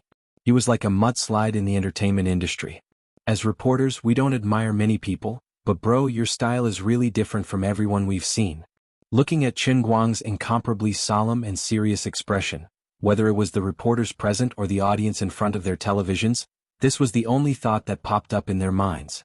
Cheating on someone in such a fresh and refined manner, there really wasn't a second person in history. Qin Guang could totally guess what these people were thinking, but he didn't mind. In his heart, he only silently thought that if he completely erased this matter today, he would not be able to face his own conscience. It wasn't difficult to cover things up. All he had to do was follow Zhuo Wei's words and lie in front of the audience and reporters. He had to use his world-class acting skills to tell them that he had nothing to do with Zhuo Jingxi. Then he pretended to shout, "I have a very good relationship with Jin Shiyue, thank you for your concern," and so on. This matter was completely over. It was very simple for him to do all of this. Even if he didn't do anything now, it would be enough. After all, after such an incident, no news media would dare to pry into his private life in the future. Even if they discovered something or captured something, they would have to carefully consider whether they had the courage and guts to self-destruct on the spot like Zhuo Wei. After all, this guy held grudges beyond imagination. Then the sun would rise as usual tomorrow, and Qin Guang's identity as Jin Shiyue's boyfriend would continue. Zhuo Jingxi, who really had that relationship with him, could only hide in the dark and continue living her life as a thief without identity or status. Even if she said that she didn't care, that this was her fate, that she had to bear with it, that she used a carefree smile to hide the sadness and pain in her heart, it was all meaningless. The human heart couldn't be lied to. Qin Guang always said that others pretended to be ignorant, but in fact, wasn't he the same? How could he not understand Zhuo Jingxi's thoughts? So this seemingly simple lie, he couldn't do it. There was clearly something going on between him and Zhuo Jingxi, and there was clearly nothing between him and Jin Shiyue, but now he had to say that Zhuo Jingxi was someone who had nothing to do with him. He really couldn't do it. He could imagine how depressed and self-abased Zhuo Jingxi must have felt while watching the live broadcast. Then when she turned around, she would have to force a smile to comfort herself. If he really did as Zhuo Wei said and cut off all ties without any psychological burden, then he wouldn't be a man. Perhaps some people would think that Qin Guang was stupid. But Qin Guang didn't care. In the world, he only had to live up to his own conscience. I've already done it, so I have to take responsibility as a man. Yes, I like Zhuo Jingxi. I care about her a lot, I care about her a lot. I'm currently pursuing her. Swallowing his saliva, Qin Guang said in a heavy tone. This was the most suitable way he came up with after careful consideration. It could not only give Zhuo Jingxi, who was far away, a reasonable status, but also not let her get caught up in too much public opinion. After all, she used to be his teacher and his current identity was special enough. Zhuo Jingxi was a girl after all. If a man publicly said that he had sex with her, even though it was true, it would still cause great damage to her reputation. Maybe in the future she would get tired of being his mistress and want to seek a more comfortable life? Therefore he would shoulder all the problems on his own shoulders. This was good, all the problems were his own problems. Of course, Zhuo Jingxi didn't do anything wrong. A woman being one-sidedly loved by another man, what did she do wrong? Mr. Chen, is what you said true? Have you carefully considered what you said? After all, this fact is a bit At this time, a veteran reporter who was sitting quite close to the front stood up. When he asked the question, he desperately winked at Qin Guang, perhaps reminding Qin Guang to restrain himself and quickly think of a way to cover up what he just said. Qin Guang interrupted him, "I have carefully considered it, and I am responsible for my own words and actions." But not everyone was so kind. After all, everyone wanted to make a big news. "Mr. Qin, may I ask why you like Zhuo Jingxi?" According to the previous reports, although Zhuo Jingxi is indeed beautiful, she is just an ordinary woman. Compared to Jin Shiyue. Qin Guang asked him in return, "Do you have to find a reason to like someone? Brother, looking at your age, haven't you been in a relationship before? Are you in an arranged marriage? Mr. Qin, did you communicate with Jin Shiyue beforehand when you announced this publicly? Have you thought about the impact this will have?" Qin Guang answered, "I told Jin Shiyue beforehand and I know what impact it will have, but Jin Shiyue is also innocent in this matter. I will give everyone a more detailed explanation later." "Quiet, everyone, be quiet." Qin Guang. "Although I am a reporter, I have always been a loyal fan of the left and right-hand man. Your behavior is shameless. Despicable. Despicable. Even if you send me a lawyer's letter, I can't take it anymore. I won't do it anymore. I just can't stand you. I'm going to get justice for my goddess." A young man lost control of his emotions. He looked like a real fan, but before he could rush to Qin Guang's side, he was pressed to the ground by the bodyguard sent by Lu Chao. Qin Guang wasn't angry. This person had lost control of his emotions, but his intentions were good. Zhuo Jingxi, who was in front of the computer, also lost control of her emotions.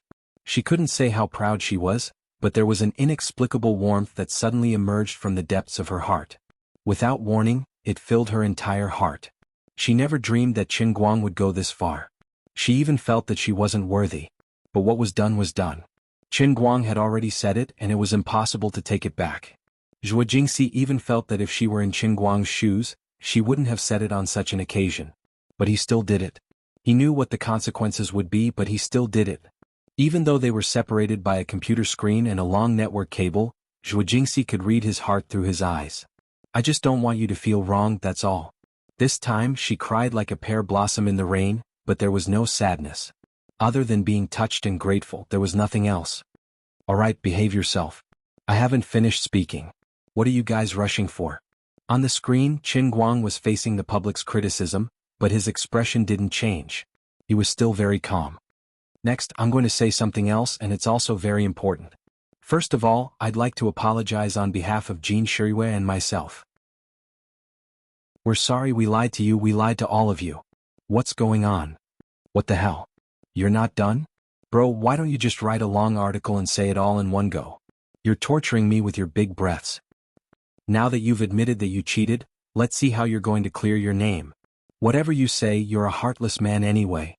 Whether it was the reporters or the audience, they couldn't understand how Qin Guang was going to clear his name. The development of the whole matter had completely exceeded their expectations. But Jiang Yage understood the moment she heard it.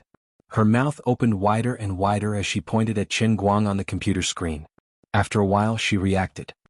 I feel that something is wrong with you, Sister Shiyue. Is this guy planning to distance himself from you at the press conference?" Jin Shiyue narrowed her eyes fiercely. "It's like this and it's about time. What time is this? What time is this? How can he be like this? Isn't this making things difficult for me? How am I going to look for him in the future?" Jiang Yage was anxious.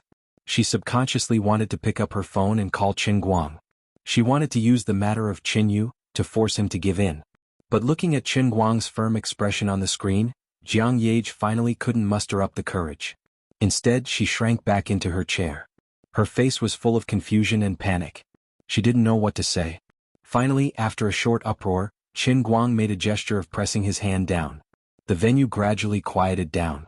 He slowly said, "I think many people know about my lawsuit with Gokyo University's vice president, the leading figure in the domestic economics field, Su Lijing.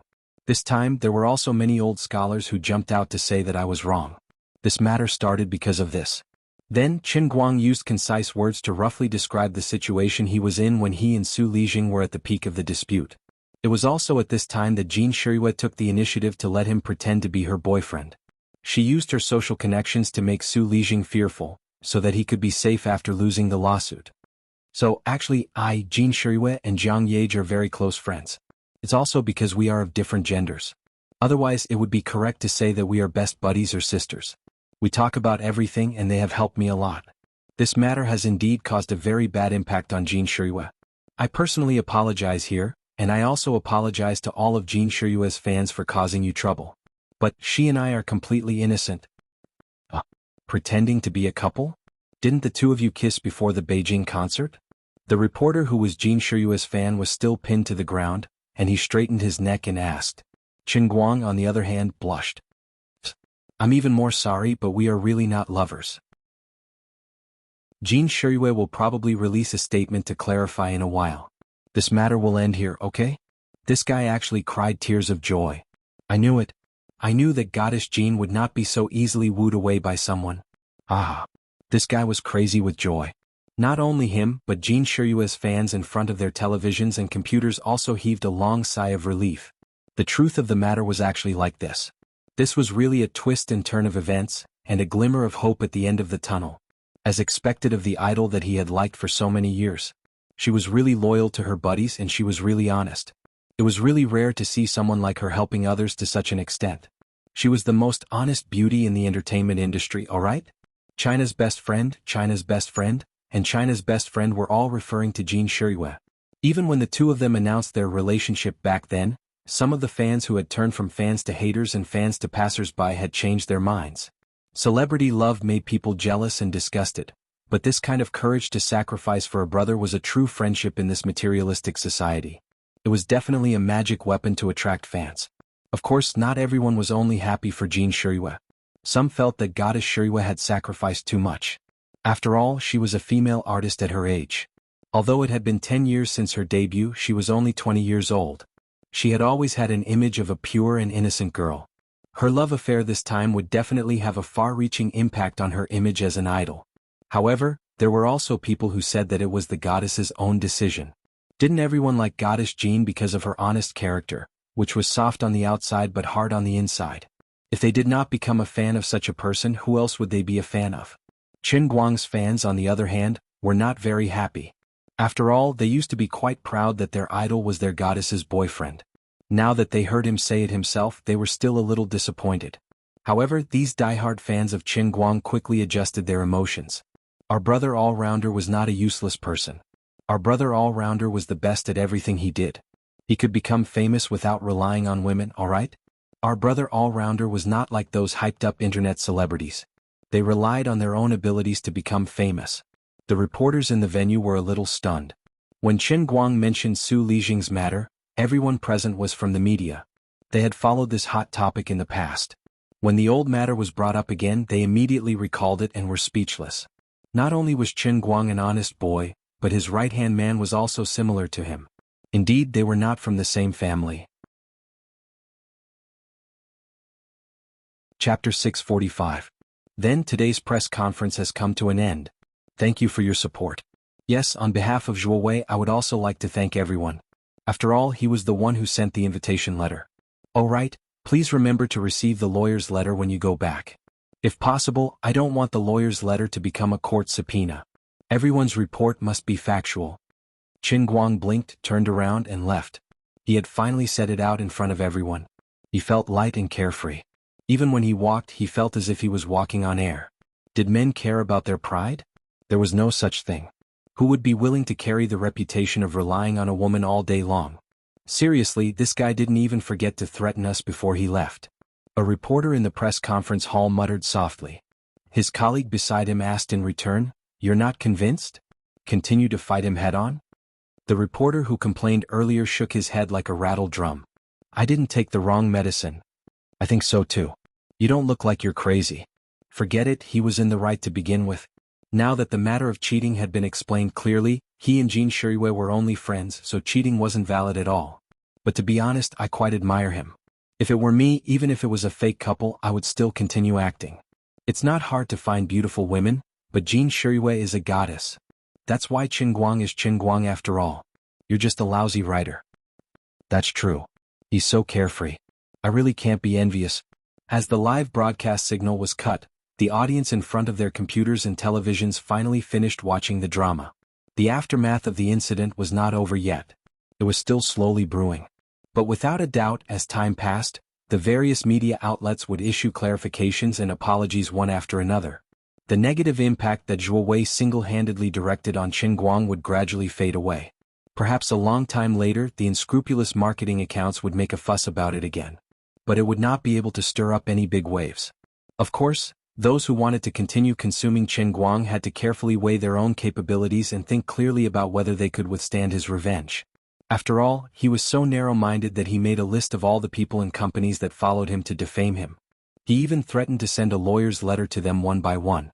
Moreover, he was not afraid of the new generation of impoverished celebrities who stubbornly resisted him. He was really a clean stream in the modern information society. This fellow was simply poisonous. He was like a dog-skin plaster that was rude and unreasonable to the extreme. Some people were happy, some people were worried, and naturally, some people were worried. The same thing, in the eyes and ears of different people, would have different feelings. Some were scared, some were touched, some were sad, and some were furious. Far away in a villa in Yanjin, old man Jean slammed the table with a livid face. Nonsense. What nonsense? How could such a thing be falsified? How could this be a joke? Are you trying to throw away this old face of mine? Old Jiang next to him covered his mouth and chuckled. He liked to see his old buddy fuming. Old Jean, your son-in-law is going to fly away. What? I'm so angry. I'm so angry. Even you, old Jiang, are laughing at me. Old man Jean suddenly clutched his chest and couldn't stand still. The other old men panicked. Old Jean, don't scare me. Old Jiang was the first to rush to old man Jin's side. He took out a calming pill from his pocket and fed it to old man Jean. He didn't have this problem himself. The medicine he had on him was for old man Jean. Old man Jin's face turned red after he took the medicine. Didn't this Qin kid say that he is still chasing that Zhuo? Zhuo something? Zhuo Jingxi. Old Jiang reminded him. That's right. He has a one-sided crush and she didn't even say yes. Why should my granddaughter admit defeat? Shuiwei is so good, how is she not good enough for him? A man chasing a woman is separated by a mountain, a woman chasing a man is separated by a layer of gauze. I, old Jean, am not convinced. I will not suffer such a loss. I don't care, I'm not going to accept this. Go after her. Shuiwei has to get him back. This is a child's matter. Why are we adults getting involved? Old Jiang was quite unhappy. In fact, he wanted Jiang Yage to secretly make a move. Old man Jean sat down dejectedly and sighed. You haven't seen how my precious granddaughter talks about Qin Guang. I watched her grow up. How can I not know her? I just casually complimented Qin Guang and her eyes lit up like little beads. When she said Qin Guang's name, her voice was as sweet as a Minnan person's. The nanny at home also mentioned to me that she would say Qin Guang's name in her sleep. How are they pretending? My precious granddaughter is really moved by them. You've only seen Shuiwei once. You don't know what she's like when she's stubborn. This time Qin Guang caused such a ruckus. Based on my understanding of her, even if she loses her teeth and bleeds, she'll just swallow it. She'll be stuck for the rest of her life. As her grandfather, I can't stand it anymore. I didn't interfere with her in the past because of her stubborn temper. But this time if I don't give her a push, she'll really admit defeat. I'm not interfering with her. I'm giving her a reason to make up her mind, old Jiang. Old man Jean had walked more bridges than Jean Shuiwei, not to mention that he's also someone who has been in the underworld for a long time. Hence, he was good at reading people's expressions. It's just that Jean Shuiwei and Qin Guang were fine, so he did not interfere. But now that things had become like this, he couldn't sit still. On the other side, Jean Shuiwei and Jiang Yage were still looking at each other. Jiang Yage was caught off guard. Although Jean Shuiwei was mentally prepared, she still couldn't accept it in the depths of her heart. Jean Shuiwei opened her Weibo in a daze. There were countless comments from fans. Most of them praised her for being an upright person who would do anything for her friends. Now that everyone knew the truth, she did lie to her fans. Other than a few extreme fans, there weren't many people who scolded her. Looking at these people's encouragement, Jean Shuiwei's grip on her phone tightened. She really wanted to tell everyone that she wasn't as selfless as they made her out to be. Her feelings for Qin Guang weren't as pure as he made them out to be. At this moment, she even felt regret in her heart. If she knew about this earlier, she would have been more courageous and told Qin Guang her true feelings. That way, Qin Guang wouldn't have chosen to use his feelings for that beautiful counselor to put an end to this matter, right? But when she looked at Jiang Yage, who was sitting beside her, she held it in. She slowly suppressed her disappointment. She started typing again and again on her phone. She wanted to clarify this ridiculous relationship according to Chen Guang's words. Jiang Yage was fuming. Anyway, I'm not going to make a statement to clarify anything. This guy, don't even think about it. At this moment, Jean Shiyue's phone rang. She looked at it and her expression changed. Grandpa is calling. Jiang Yage panicked. Oh my God, they found out so quickly. The elders were the people she was most afraid of. Although she didn't know what Grandpa Jean was thinking with her grandfather's stubborn temper, if something like this happened, he would probably hang him up and give him a good beating. Sister Shiyue's grandfather was easier to deal with, but he wasn't much better, right? I'll go over there to answer the call. Jean Shiyue got up and walked to the balcony of the suite. She was flustered and didn't know how Grandpa was going to lecture her. Grandpa, I'm sorry. I lied to you. Taking a deep breath, Jean Shiyue's voice sounded a little choked. She stood alone on the balcony and looked at the night view of London outside the window. A gentle breeze blew. In front of old Master Jin's phone call, she couldn't help but feel sad. After speaking, Jean Shiyue fell silent and waited for old Master Jin's thunderstorm. If this matter were to spread, it would be a disgrace to the family. Unexpectedly, after a short moment of silence, old Master Jin suddenly flew into a rage. But the content of his rage was completely different from what Jean Shiyue had imagined. What do you have to be sorry for? Aren't you angry? Of course I'm angry. I'm about to explode from anger. Old Master Jin said fiercely.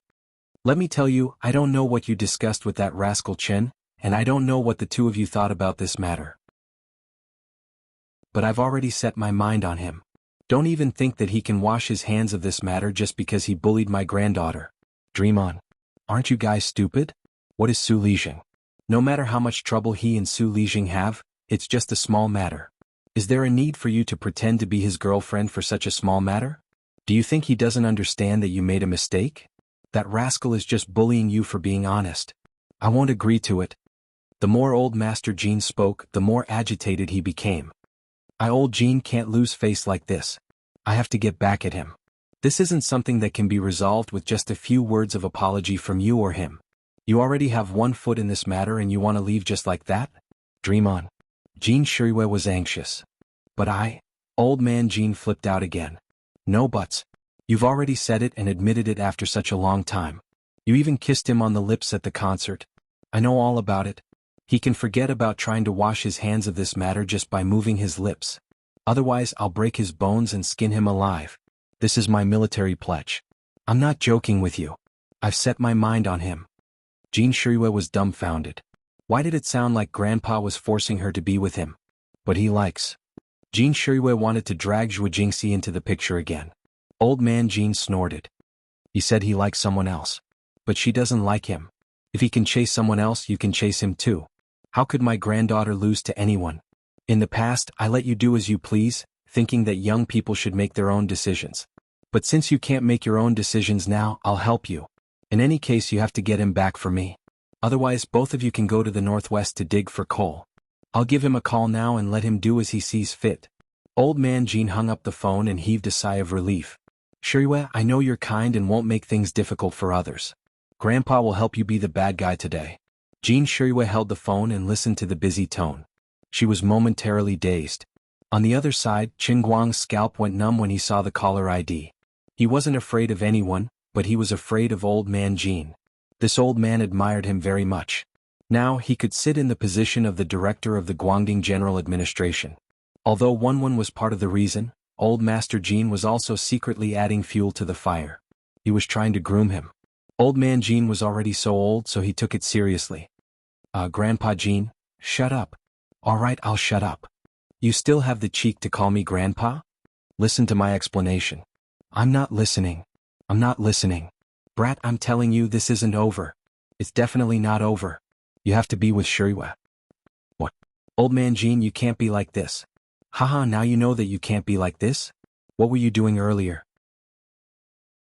What were you doing when you were kissing and touching her? Now you want to go back on your words? Do you really think that I, old man Jean, am a pushover? Yes, you're related to the one family, so I can't do anything to you. You're also capable and your training method is effective. You're also a talented person. But this old man, can take care of Shiyue. Anyway, I'll say it here. If you insist on going back on your words, I'll marry her off to Africa and become the wife of a tribal chief. You can repent for the rest of your life. Old man Jean hung up the phone with Chen Guang and heaved a sigh of relief. It's finally over. The group of old men at the side looked at him and gave him a thumbs up. As expected of old man Jean. With just a few words, he had given his granddaughter a military order without putting her in a difficult position. At the same time, he had also given Chen Guang a wake-up call. This old man was really using the old tactics he used in the past. Brilliant, really brilliant. Sister Shirue, what did your grandfather say? When Jean Shirue sat back in front of the computer, Jiang Yage saw her distracted look and asked. Jean Shirue looked blankly at Jiang Yage. Yage, Grandpa asked me to pursue Chen Guang, but he insisted on Chen Guang. Huh. Jiang Yage was dumbfounded. This is awkward. In this case, the most awkward one was Jiang Yage. Jean Shirue also had a headache. Originally, she just wanted to pretend to be Chen Guang. Maybe she would be scolded after the matter was exposed, and her family would be angry. But she really didn't think that one day she would be forced to be with Chen Guang. Yage, I'm sorry. Jean Shirue didn't know what to say. Jiang Yage's eyes were blank. It's obvious that the person who likes him is me. How can this be? Is your grandfather very serious? Jiang Yage didn't give up. Jean Shirue nodded. Yes, very serious. Then what should we do now? Jiang Yage asked. Jean Shirue covered her forehead. She couldn't tell whether she was secretly happy or guilty. She knew in her heart that it became like this. In the final analysis, it was because she was possessed and proposed to pretend to be a couple with him. Now she was forced by her grandfather to pursue Chen Guang. She couldn't deceive herself deep in her heart, and she was indeed secretly happy. She had always had the mentality of being a thief, but now she was being ordered to steal. But she also felt that she was really sorry for Jiang Yage and the guilt was real. Grandpa asked me to make a statement first and refute what Chen Guang said just now. He said that he wanted me to pursue him publicly, or he would make trouble for me and Chen Guang. Jean Shirue sighed and said. Jiang Yage looked at Jean Shirue's painful look, and she thought of another thing. Chapter 646. Chen Yu is Chen Guang in disguise by Hua Ji likes Chen Yu. In order to get rid of his rival in love, he even disguised himself as a woman to seduce his rival in love. How resolute, how terrifying. Actually, big sister Shirue, Chen Guang isn't as innocent as he claims to be. He likes you. Maybe he feels inferior, or maybe it's some other reason, or maybe it's because he caused trouble for Zhuo Wei this time, making him tired of this kind of public relationship, so he made this choice in public. But in fact, the person he really cares about should be you. Otherwise, why would he pretend to be Chen Yu and act so well, to the point that even I, a woman, feel that Chen Yu is a perfect woman? After all, the real Chen Guang was a real man. To do this kind of thing, how much determination does he have to do it? On the other side, Jean Shirue finally posted on Weibo. I admit that in the past you were playing along with me. But it doesn't matter, now I'm starting to look at myself. In fact, I also lied to you. Maybe in your eyes this feeling is fake, but to me it's real. I was addicted to this fake love, unable to extricate myself. I almost thought it was real. Now, please let me say it again, seriously, sincerely, Chen Guang, I like you. It doesn't matter if the past is gone, I'm starting to pursue you again. You can like others, but you can't stop me from liking you.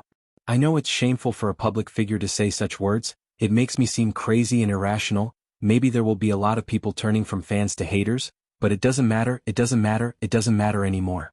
I'm only 20 years old, I also want to be like many of the characters in the past dramas, crazy for love once.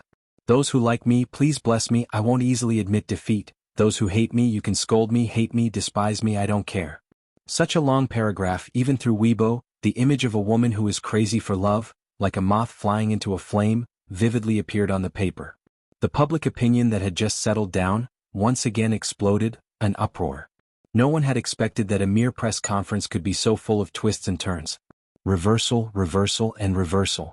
They didn't even give him a chance to catch his breath. Jean Shirue's love for Chen Guang was real. This was simply the #1 drama of the summer. Now Jean Shirue is going after Chen Guang publicly. If he was just an unknown celebrity, it would be understandable for him to do such a crazy thing. After all, although Chen Guang claimed to be an outsider, no one could deny his fame and influence. If she could stick to him, she would definitely become famous. But who was Jean Shirue? She was the right-hand man of the National Idol faction. She had debuted for 10 years and had been popular for 10 years. Although she was young, she was almost at the level of a heavenly queen, and her background was unfathomable. How could she do such a thing? This scene was strange and full of twists and turns. It really made the minds of the masses who didn't know the truth unable to wrap their heads around it. With Jin Shiyue's qualifications, what kind of man couldn't she find? Why did she lie to Qin Guang and pretend to be in a relationship? Now that Qin Guang has clarified the matter, why did she stick to him again? Did she really have to put herself so low? Didn't she have self-respect? Only Qin Guang's fans, who were all-rounders, understood that it wasn't that Jin Shiyue was putting herself down, but that Qin Guang was really that outstanding. The entertainment reporters also hugged each other and cried bitterly. Can't we have a good day's rest? Can't you see that everyone is tired like a dead dog these days? Do you have to go through so much trouble just to hold a press conference? The clarification and apology statement had just been issued, and now you're adding so much news here. With our limited intelligence resources, we really don't know how to analyze the troublesome matter between you two who seem to be both real and fake at the same time. The reporters didn't know how distressed Qin Guang was at this time. He held his phone and looked at the Weibo post that Jin Shiyue had just posted. In his mind, he kept thinking about Old Master Jin's fierce tone just now. Sigh, something's wrong. Old Master, you can scold me to your heart's content. I'll accept it even if you beat me up.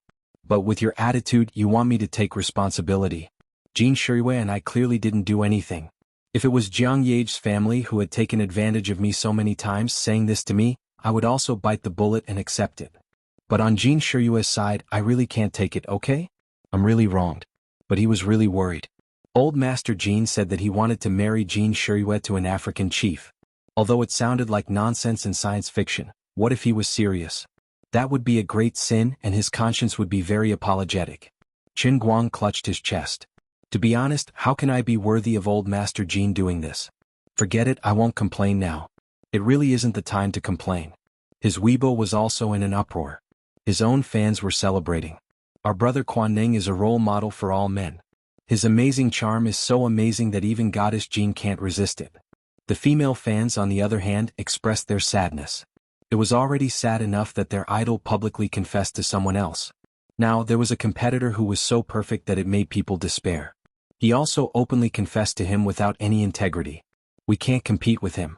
Can't we just chase after our idol happily? It can't be helped. I can't be compared to him in all aspects. I can only use private messages to attack him. I hope that Brother Quan Ning will be moved by my sincerity and flip over to my side. As for Jin Shiyue's fans, they were clearly divided into two groups. There were matchmakers who asked him not to let down Jin Shiyue's true feelings. Don't think about that female teacher of yours, how can she be compared to Goddess Jin? But there were also people who directly scolded him, asking him what kind of magic potion he had fed the goddess. They said that he was despicable, shameless, and used flowery words to deceive Jin Shiyue. Qin Guang expressed that he is very calm towards these scolding people. Moreover, there are a lot of staff at Qingguang Agency waiting in line to be banned. After all, this lousy company can't do anything other than sending lawyers letters everywhere. Helping him manage his Weibo account is also making the best use of it. Currently, Qingguang's Weibo account only has one operating policy. Anyone who scolds him, kill them one by one. Never let go of anyone who scolds him. It's better to kill the wrong person than to let them go. There are also many onlookers watching the show. In just a short while, the attention of Qin Guang's Weibo began to rise again. But at this moment, the two people who are the most embarrassed are Jiang Yage and Jin Shiyue. After Jin Shiyue posted on Weibo, the silence between the two sisters has lasted for almost 10 minutes. This is simply impossible in the past. This means that there is a gap between the two sisters. After feeling secretly happy, Jin Shiyue felt that she really can't face Jiang Yage. She remembered that she heard from Qin Guang that when the two of them were drowned in the water, at that moment of life and death, Jiang Yage even gave her life to her. But she actually did such a thing. Sigh. At this time, Jiang Yage is also staring at her phone. On it is the Weibo that Jin Shiyue just posted. Her eyes are empty and no one knows what she is thinking. I'm sorry. Suddenly the two of them said at the same time. Jin Shiyue is stunned. She doesn't understand why Jiang Yage would apologize to her. Jin Shiyue decided to tell the truth. She really has enough of this feeling of being a thief. She feels that she has betrayed Jiang Yage. Even if Jiang Yage will be angry after saying it, and the relationship between the two sisters will be hurt. Jin Shiyue also can't pretend anymore. At most, I will swear with her that I will never fight with her for Qin Guang. No matter what the people outside think, no matter what Grandpa wants, she doesn't mind. She doesn't want to lose Jiang Yage. The two of them grew up together, and this relationship is definitely not comparable to ordinary best friends and sisters. Although the two of them are not biological parents, they are better than biological parents. So far, Jin Shirue feels that she has made enough mistakes in this matter, and she doesn't want to make more mistakes.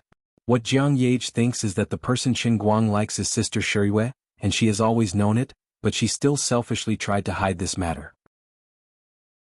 This is unfair to Qin Guang and Sister Shirue, she is too selfish. I will speak first, Jiang Yage said. Jin Shirue interrupted her. No, I will speak first. Yage, I'm sorry I lied to you. Actually, I have always liked him.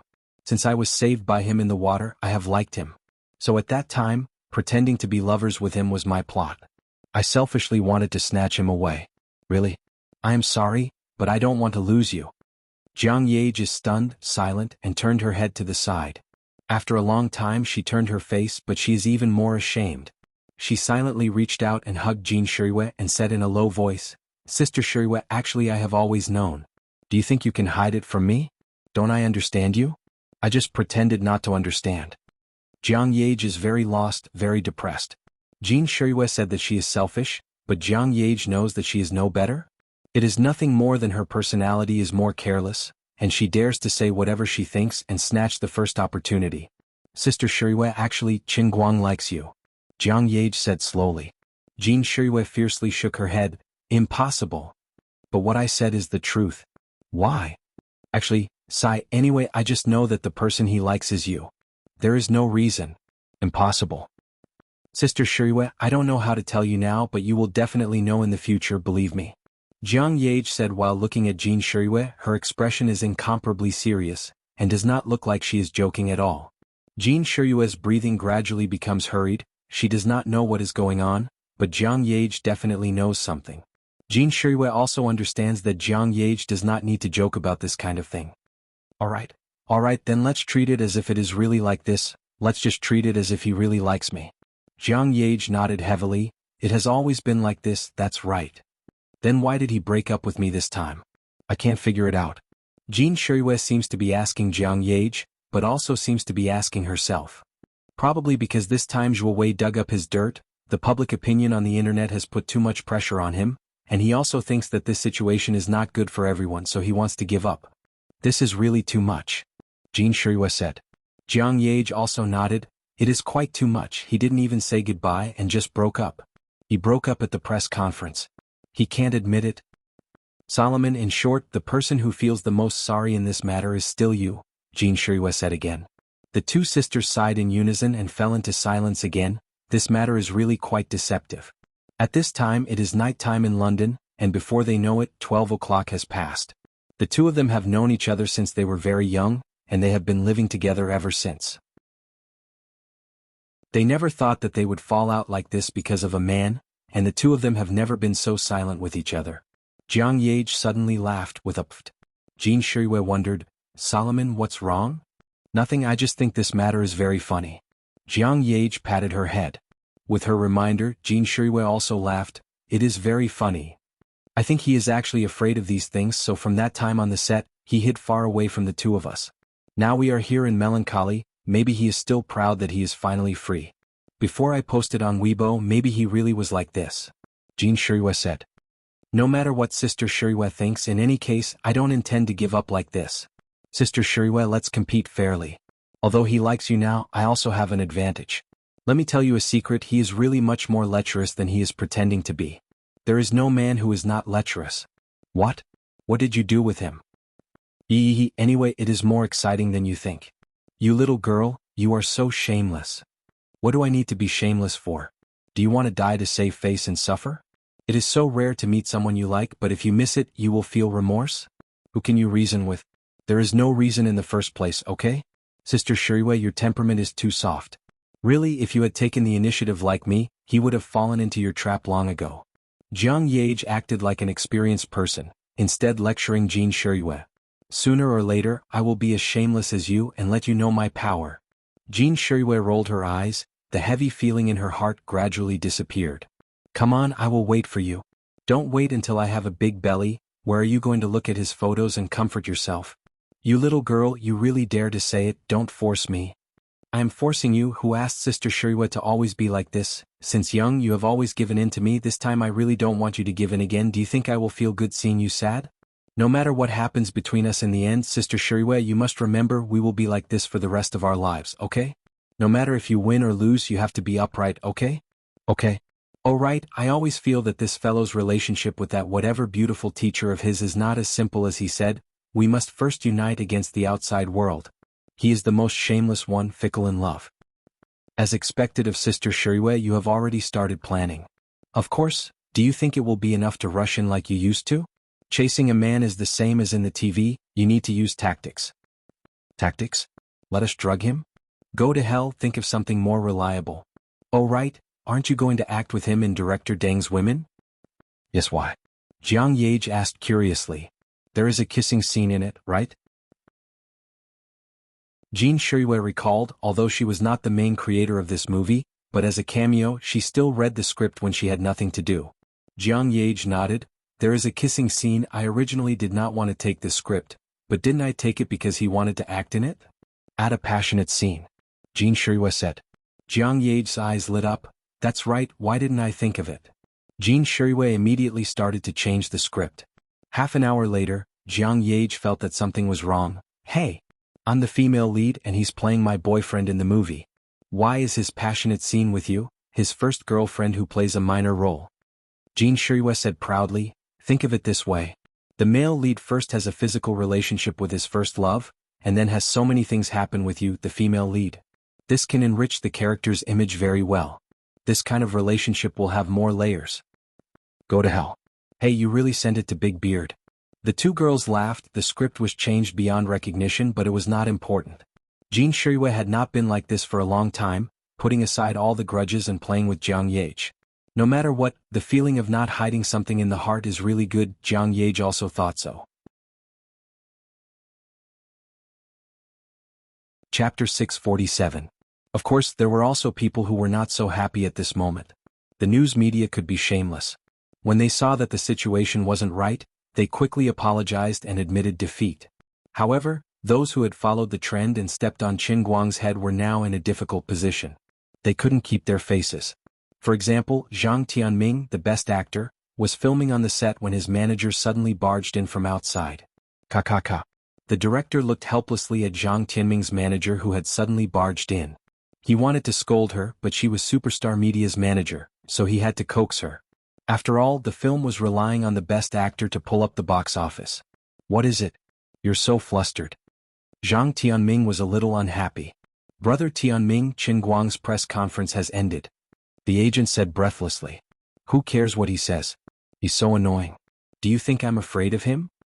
Zhang Tianming was already upset because of the scolding below his Weibo. His agent even brought this up to him. Wasn't this infuriating? Brother Tianming, don't be stubborn. I recorded the whole press conference. You'd better delete the previous Weibo post and post an apology. The agent didn't care about Zhang Tianming's impatient look. Instead, he pulled him out in his costume. Dream on. Zhang Tianming said stubbornly. You want me to apologize to him? Are you still asleep? You should restrain your stubbornness. Really, you should watch the video first. This guy is a little scary. Zhang Tianming's agent poked and prodded him anxiously. Then she placed her phone in front of him and clicked on the video. When watching the entire video of the press conference, Zhang Tianming's actions were roughly like this. F***ck Zhuowei is committing suicide. The manager said, isn't that so? It looks like he's doing this to protect himself. What? Qin Guang and Jean Shirue were pretending? Was there a need for Jean Shirue to help him? He had gone mad. If what Qin Guang said is true, then didn't he offend Jean Shirue's family?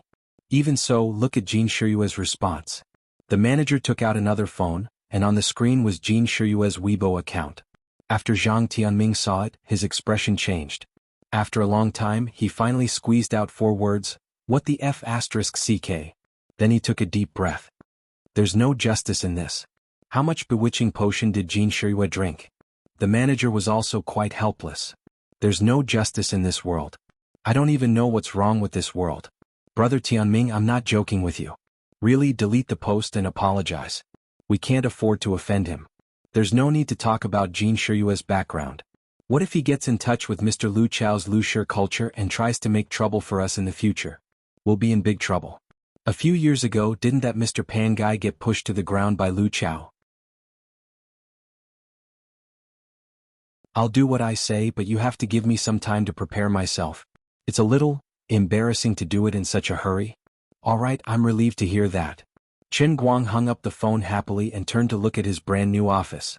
The bright afternoon sun shone through the floor-to-ceiling windows, making him feel comfortable. It was like a happy occasion. How is this sun scorching me? It's simply heartwarming, okay?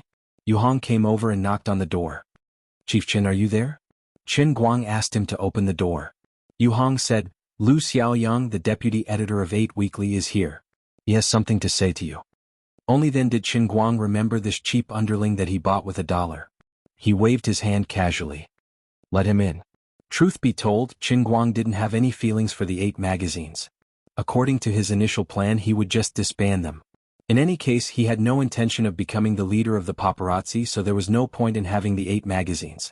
Besides, in Chen Guang's opinion, since these employees of 8 Weekly chose to work with Zhuo Wei, they were not good people in their bones. It was useless to have them. Everyone's philosophy of life was different, and a melon that was twisted together would not be sweet. However, Yu Hong's suggestion could not be ignored. What he said was quite reasonable. Xiaolu, go in and have a good talk with Chief Chen. Chief Chen is quite easy to talk to. Tell me what you think. Yu Hong left and said to Lu Xiaoyang, who was waiting outside the door. Yu Hong was quite optimistic about Lu Xiaoyang. At such a young age, he could become the deputy editor of 8 Weekly and become Zhuo Wei's right-hand man, which showed that he was more or less a talent. Moreover, as a veteran in the workplace, unlike Chen Guang, who was fresh and refined, Yu Hong considered more about interests. Even if Chen Guang wanted to completely destroy 8 Weekly, Yu Hong planned to protect the company. At least the backbone should be kept. Even if it was just moving some of the core employees of 8 Weekly to the headquarters of Qingguang Agency, it was necessary to occupy a small office on the 15th floor as a subordinate department. The goal was nothing else. 8 Weekly had a lot of information about many big shots in and out of the entertainment circle. They were also quite valuable. They could be treated as a nuclear deterrent. In the future, they might be able to help Qingguang Agency clear a lot of unnecessary trouble in the future development. Before this, Yu Hong had mentioned this to Chen Guang. Now he was just waiting for Chen Guang to make a decision. Lu Xiaoyang hesitated outside for a long time. Finally, he mustered up the courage to enter the office. There was no hope on Zhuo Wei's side. Mr. Lu also clearly said that all the shares of 8 Weekly had been transferred to Chen Guang. In other words, this paparazzi magazine, which was once famous in the industry, had completely fallen into the hands of Chen Guang. The life and death of the entire company was in the hands of Chen Guang. Many of the former employees were still lying in the hospital, but everyone was already starting to worry about their own futures. It was obvious that the new boss hated the paparazzi to the core. Even if everyone helped him provide all kinds of evidence to make Zhuo Wei self-destruct, it didn't seem to be able to change his opinion. Everyone also understood that as employees of 8 Weekly, they weren't good people. At this time, the entire 8 Weekly was in a state of panic. The heavy responsibility of spying on the new boss fell on the shoulders of the deputy chief editor, Comrade Lu Xiaoyang. In fact, Lu Xiaoyang originally planned to leave 8 Weekly, leave the sad city of Wujing, and go to Yanjing to find a slightly kind-hearted media outlet.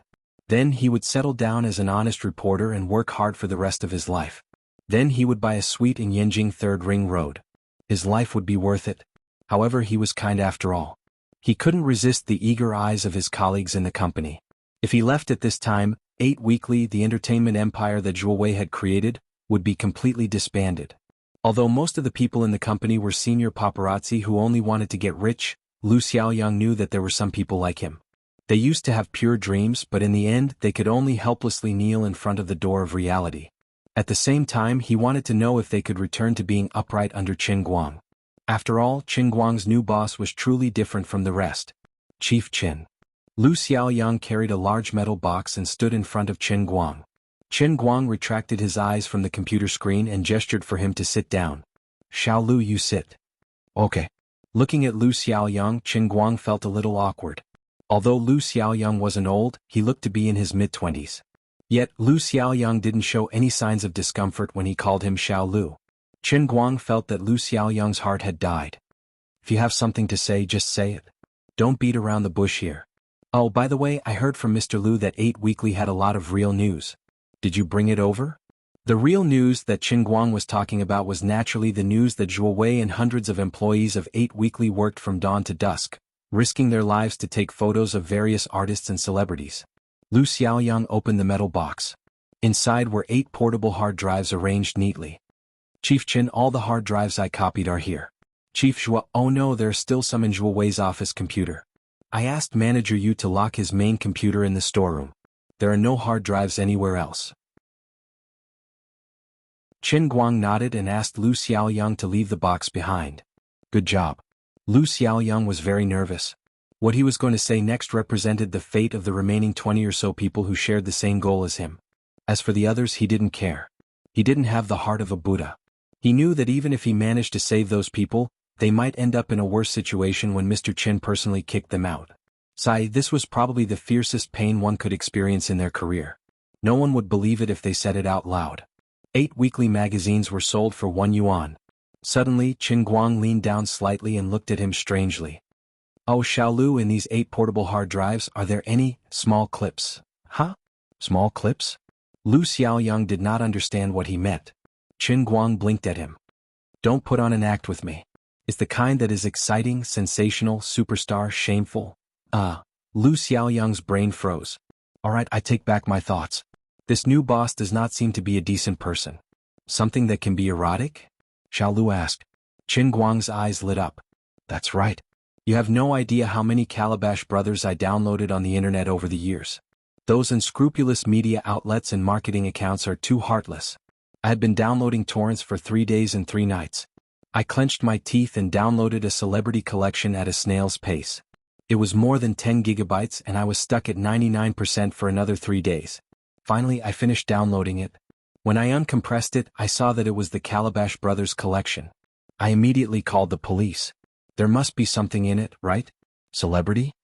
Lu Xiaoyang's mouth opened wider.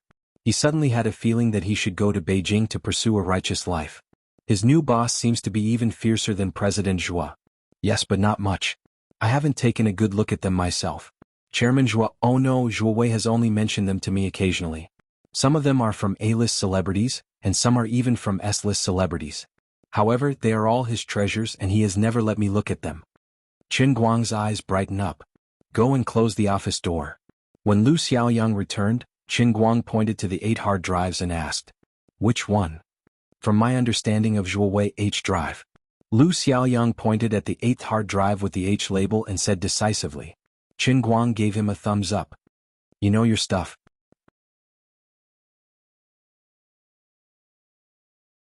Chapter 648. Then, Chief Qin, I'll be leaving now? Qin Guang waved his hand to get him to leave, but after a while he called Lu Xiaoyang back. The unlucky Zhuo Wei actually used English letter codes for every folder. With Qin Guang's poor understanding of the entertainment industry, even if there were people in front of him, he wouldn't be able to recognize many of them. How could he tell who was who just by looking at the code? What was even more shameful was that the quality of many of the videos and photos was really not good. Either the camera angle was wrong or the lighting was terrible. It was a dark mass and one could only see 2 ghostly shadows swaying on the screen. This was a real photo shoot. There was no way to have high requirements for quality. Help me identify these people. What kind of D*MN code names are these? I don't know any of them. You know a lot. Also, help me introduce these people to their representative works, what songs they sang and whether they're popular. Qin Guang rubbed his fingers together. Lu Xiaoyang felt that his life was probably going to be ruined here. 3 hours later, around 5 in the afternoon, the newly established Qingguang Agency's busy day of work was over. It was almost time to knock off. The 2 of them still hadn't come out. The staff of Qingguang Agency had quite a lot of things to do outside.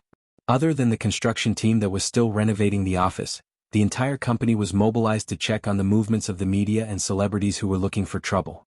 If everyone agreed that the other party had admitted defeat, they would tick it. Then they would summarize the article's title and general meaning and print it out on a form. When it was finally submitted to Yu Hong would look through it and further eliminate them. He would sort out the list of people that might be in dispute and give it to Qin Guang. This so-called dispute was based on Yu Hong's shallow understanding of Qin Guang, trying to figure out this narrow-minded person's character and determine if he would be satisfied. For those who were slow, pretended to be dead, pretended to be offline, or those who were busy with other things and didn't know that there was an uproar, they would call to communicate. If communication failed, they would be blacklisted. According to Qin Guang, he had 10,000 ways to kill these people. Everyone was also quite curious about what kind of impact Qin Guang's 10,000 ways would have. However, food had to be eaten bite by bite and things had to be done step by step. When it was time to get off work, one had to get off work. The 40 or so people hidden in the Guangdong General Headquarters were not having it easy either. Not only did they have to do their own jobs, sweeping the floor, patrolling, standing guard, or otherwise busy themselves in the kitchen, they also had to deal with the Guangdong General Headquarters errands every now and then. The day of the individual military exercise was getting closer and closer. Not everyone in the Special Affairs Bureau was as bold as Tseng Yongtai or Director Ouyang. After continuous communication and spying, some of the Special Affairs Bureau employees who could be roped in or instigated had already made their moves. Taking the southwest branch of the Special Affairs Bureau, which was also located in the 5 capitals, as a breakthrough point, the progress was particularly smooth. Xan Qin and Wu Miaoan had to remotely control the work of communicating with their own people, in the southwest branch from Qin Guang's home. The specific implementation naturally fell to the staff of the Guangdong General Headquarters. Fortunately, the personnel assigned by Qin Guang were really redundant.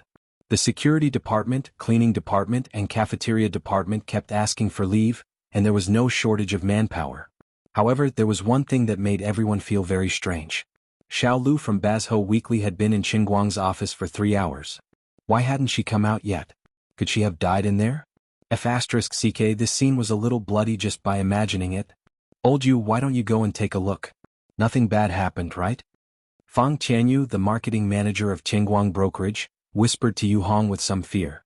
Yu Hong was more reliable in handling matters than Fang Tianyu. Old Fang, don't ask too much about the boss's work. Maybe Qin Guang has some big arrangements for Bazhou Weekly. All right.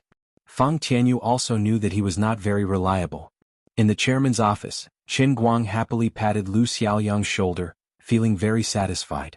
Although most of the shots in this basket of videos and pictures were so bad that they could not be looked at directly, and there was no hope for them to get some points, the protagonists in them were awesome. Even if they could not see clearly, just thinking about the identity of the protagonists could make people feel proud. That's right, from now on I will be one of the best veterans in the country. Of course, there were a few dozen videos that were very clear. But for these high-quality videos, Qin Guang only glanced at the beginning and then deleted them. Then he changed the folder's name. As a boss, he should have a sense of superiority. He still had to enjoy the high-quality videos alone. It was a bit unbearable to sit and watch with Comrade Xiao Lu. Sangha, you are pretty good. From now on we are on the same side. Qin Guang continued to pat his shoulder. Lu Xiaoyang regretted it so much that he wanted to vomit blood. Previously, he saw a popular star in his university and accidentally revealed his nickname in his dormitory. After so many years, he became Sangu again. Alas, it is really sad to think about it. But for the sake of my brothers in Bazhou Weekly, I will bear it. Thank you, Qin Guang. What about Bazhou Weekly? Lu Xiaoyang finally asked this question. It's broken. Qin Guang said these 2 words directly. Ah, it's broken? Is broken just like that? Looking at Zhuo Wei's dazed expression, Qin Guang could understand his feelings. However, he wasn't interested in becoming a paparazzi, and there's no point in keeping the 8 magazines. He was already going against his conscience to obtain the 8 hard drives that Zhuo Wei had accumulated over the years, so he couldn't continue Zhuo Wei's career. Sangu, don't be like this. I think you are a decent person. Are you reluctant to do the paparazzi work for Bazhou Weekly? Lu Xiaoyang shook his head. No, I just have some colleagues. Qin Guang nodded. I understand. Don't be nervous. Since I said you are on the same side, I'm not joking. I will treat you well. The administrative department and the public relations department of Qingguang Agency are merged, but this is not a good solution. I plan to set up a department that is in charge of publicity. Let's call it the Publicity and Public Relations Department. You will be the manager. As for the internal staff of Bazhou Weekly, you can hire those who have good moral characters who are willing to work for me. As for those who are unreliable, traitorous, or stubborn, just give them a sum of severance pay and medical expenses. You can deal with them however you want. Don't tell me you are best friends with all the staff of Bazhou Weekly? Lu Xiaoyang's eyes gradually lit up. Although Chief Qin had been dragging him to watch the short films from the beginning to the end, asking this and that as if his mind was only focused on who these celebrities were. In fact, he already had a plan in mind. Qingguang Agency will set up a new publicity department. I will be the manager and I will be on the same level as Yu Hong. This kind of treatment, this kind of appreciation, it was simply enough to make one's eyes brim with tears, alright? Moreover, I am still a criminal. How could Qingguang think so highly of me and trust me? Lu Xiaoyang's body trembled uncontrollably. Young man, don't just get excited. Remember, men are like iron and the two of us are like iron. Do a good job and you will be treated well. Qingguang Agency needs talents for publicity. Thank you, Qingguang. I won't let you down. Not everyone in Gossip Weekly is like Zhuo Wei. Actually, when we first graduated, we sincerely wanted to be honest media people. It's just that we ran into Gossip Weekly and couldn't help but become paparazzi. That's okay. Your previous work was also very effective. Qingguang looked at the H-drive silently. What a treasure. Strange. Why am I drooling? After a while, he remembered something important. By the way, how many people do you think we can keep? About 20 people. I don't want the unreliable ones, Lu Xiaoyang said seriously. He had to be careful when choosing people. That's settled. From now on, you will be the manager of the Publicity and Public Relations Department of Qingguang Agency. Lu Xiaoyang nodded heavily. However, he felt something was wrong. Why did it seem that there were two more words behind the title of publicity? That's right. The number 1 male Public Relations Department of Qingguang Agency. It's you? Yadi. Sangu. Qingguang patted Lu Xiaoyang's shoulder again. Then he carried the box with 8 portable hard drives and walked to the door of the office. Time to get off work. Poor Sangu, who was standing in the wind in confusion. To hell with the number 1 male Public Relations Department. When Qingguang walked out of the door, Yu Hong, who was still working, approached him. Qingguang, what's your decision? Hence, Qingguang told Yu Hong about his thoughts. Although it might seem to be diluting Yu Hong's authority, Yu Hong was Tang Xiaokai's trusted aide overseas, and his specialty wasn't in publicity or public relations. Furthermore, he didn't have any connections in the country. Just this matter alone was already strenuous for him, so he was happy that he could get rid of it. By the way, you can also transfer these people from the administration department to the publicity and public relations department. Qingguang mentioned the 2 police trainees and a military trainee who had sneaked into the company's administration department. Yu Hong was quite puzzled. These 3 people are quite capable. Qingguang waved his hand. I know. That's why I'm letting them see the world. Fine, you have the final say. Yu Hong was quite reluctant to let go of these 3 people when Qingguang mentioned them. After settling this matter, Qingguang didn't pretend to be busy anymore. He was ready to get up and leave. Looking at the empty office hall, Qingguang silently clenched his fist. I'm the last to get off work. I'm such a hard-working boss. He didn't realize that he had spent the whole afternoon in H-Disc. He just wanted to sneak home and lock himself in his room to think about the 10 or so high-definition hot news. But before he could even step out of the office, he received a call from Bai Hua. At that moment, Qingguang felt the urge to give Bai Hua a pinch. However, Bai Hua had helped him a lot this time, and it wouldn't be good if he didn't pick up the call. Brother Bai Hua, what's up? Why didn't you say hello yesterday before you left?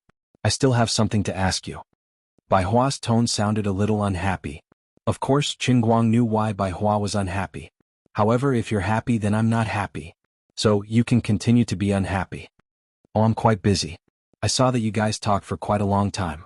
It's a waste of time for me to wait outside. I asked you to come and listen, but you didn't come. Are you blaming me? Bai Hua continued. Qingguang coughed twice. To be honest, brother Bai Hua, don't think too highly of me. I'm actually just a 4th-year student. Your topics are too profound. Come on, aren't you President Qin with a net worth of over 100 million now? Don't play dumb with me. You're just avoiding me. Bai Hua said again. Qingguang had goosebumps all over his body. What the hell? Can't we have a proper conversation? Who the hell wants to avoid you? We're not acting out a melodramatic love drama, okay? I have to go back to Beijing tonight. Oh, that's good. Have a safe trip. Be careful. But I still haven't seen Qin Yu. Brother Bai Hua, there are plenty of fish in the sea. Why do you have to chase after someone who has no interest in you? I said I won't give up so easily. Of course, I understand what you said before. I shouldn't be so overbearing. But it's okay, I can wait. Qingguang wanted to stab himself with a knife. Come to think of it, what did I say to you before? If I remember correctly, I've been telling you to give up. Why are you becoming more and more stubborn? Your brain circuit is different from mine. Forget it. I won't pester Qinyu this time. But there's one more thing. It's best if we talk face to face. About Shirue, shouldn't you give me an explanation? Qin Guang rolled his eyes. What explanation do I need to give you? I'm not letting down the heavens, I'm not letting down the earth, I'm not letting down my conscience. Alright, this matter was quite hurtful to Bai Hua. He was also a pitiful person. It was all a sin. But aren't you going back to Beijing today? It's not convenient right now. If there's anything, let's talk about it in a few days. Qin Guang used a delaying tactic. Bai Hua used a decisive move. I'm downstairs at your company. You can see me when you go downstairs. I've ordered a meal next to your company. Let's talk while we eat. This time, Qin Guang couldn't escape. He braced himself and sat down with Bai Hua in the restaurant. I just found out that you and Shirue were faking it. Bai Hua's words were filled with melancholy. Qin Guang rubbed his brows in distress. It's like this. It was a special situation at that time, so I didn't think too much about it. Later on, I regretted it. I felt that Jean Shirue had sacrificed too much. I wanted to clarify it, but it was too late. I thought that since she's a public figure and a celebrity, it wouldn't be good for her if I treated this matter like a child's play. So, I wanted to drag it out so that people would slowly forget about it. But this time Zhuo Wei gave me a wake-up call. It's not good for everyone to drag it out, so I took the initiative to reveal it this morning. But you didn't expect her to refute it, did you? You didn't expect her to confess to you in public, did you? Bai Hua wasn't in a hurry to pick up his chopsticks. Instead, he looked at Qin Guang with a burning gaze, trying to see through his heart. Qin Guang felt a headache coming on. I didn't expect it. He felt that it was all Old Master Jin's fault. Old Master Jin must have forced him to do this. Bai Hua slowly poured half a glass of red wine for the two of them before he said, You're surprised because you don't know Shirue well enough. Don't be unconvinced. No matter what the two of you talked about it, I'm 100% sure that Shirue really likes you the moment she announced it on Weibo. Otherwise, do you think she would have pretended to write those things on Weibo?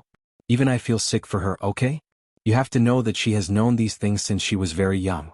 When she was 5 or 6 years old, she wouldn't let me hold her hand. If she didn't care about you, she would never have said those things, let alone kissed you in public at the concert. She's more stubborn than you think. And more principled. Before he met Qinyu, Bai Hua had liked Jean Shirue for many years. So, he could see these things more clearly than Qin Guang. Chapter 649. Qin Guang was speechless. Although he didn't want to admit that what Bai Hua said was true, the more he thought about it, the more he felt it made sense. If he remembered correctly, when he kissed Jean Shirue before the concert, not only did she not feel any discomfort, but she even hugged him back to make them stick closer together. She even took the initiative to stick her tongue out. If she didn't have feelings for him, then there must be something wrong with her brain. Qin Guang slapped his forehead. He was really stupid. He didn't think so much at that time. But at that time, Qin Guang didn't have any acting skills, and he didn't know much about the human body's micro-expressions and reactions. Plus, he thought that Jean Shirue was being pushed by Jiang Yage, so he didn't think too much about it. Now that Bai Hua mentioned it, the meaning of it resurfaced in his mind. It was really scary. Then the problem was Jiang Yage really liked him. This was something that couldn't be hidden. The two of them had already done it at Yanjing's Inua Club. Then would Jiang Yage and Jean Shirue fight because of him? Wouldn't this be a bit too melodramatic? Then he quietly opened his Weibo and looked at Jiang Yage's latest post. Sisters of one heart, their sharpness can cut through metal. He spat out the red wine that he had just drunk. It would have been better if the two of them had actually fought. This was even more melodramatic than a fight. The fans of Jiang Yage's Weibo said that as Jean Shirue's best friend, she was expressing her support for Jean Shirue's pursuit of Qin Guang. Only Qin Guang, the only person involved, understood Jiang Yage's words.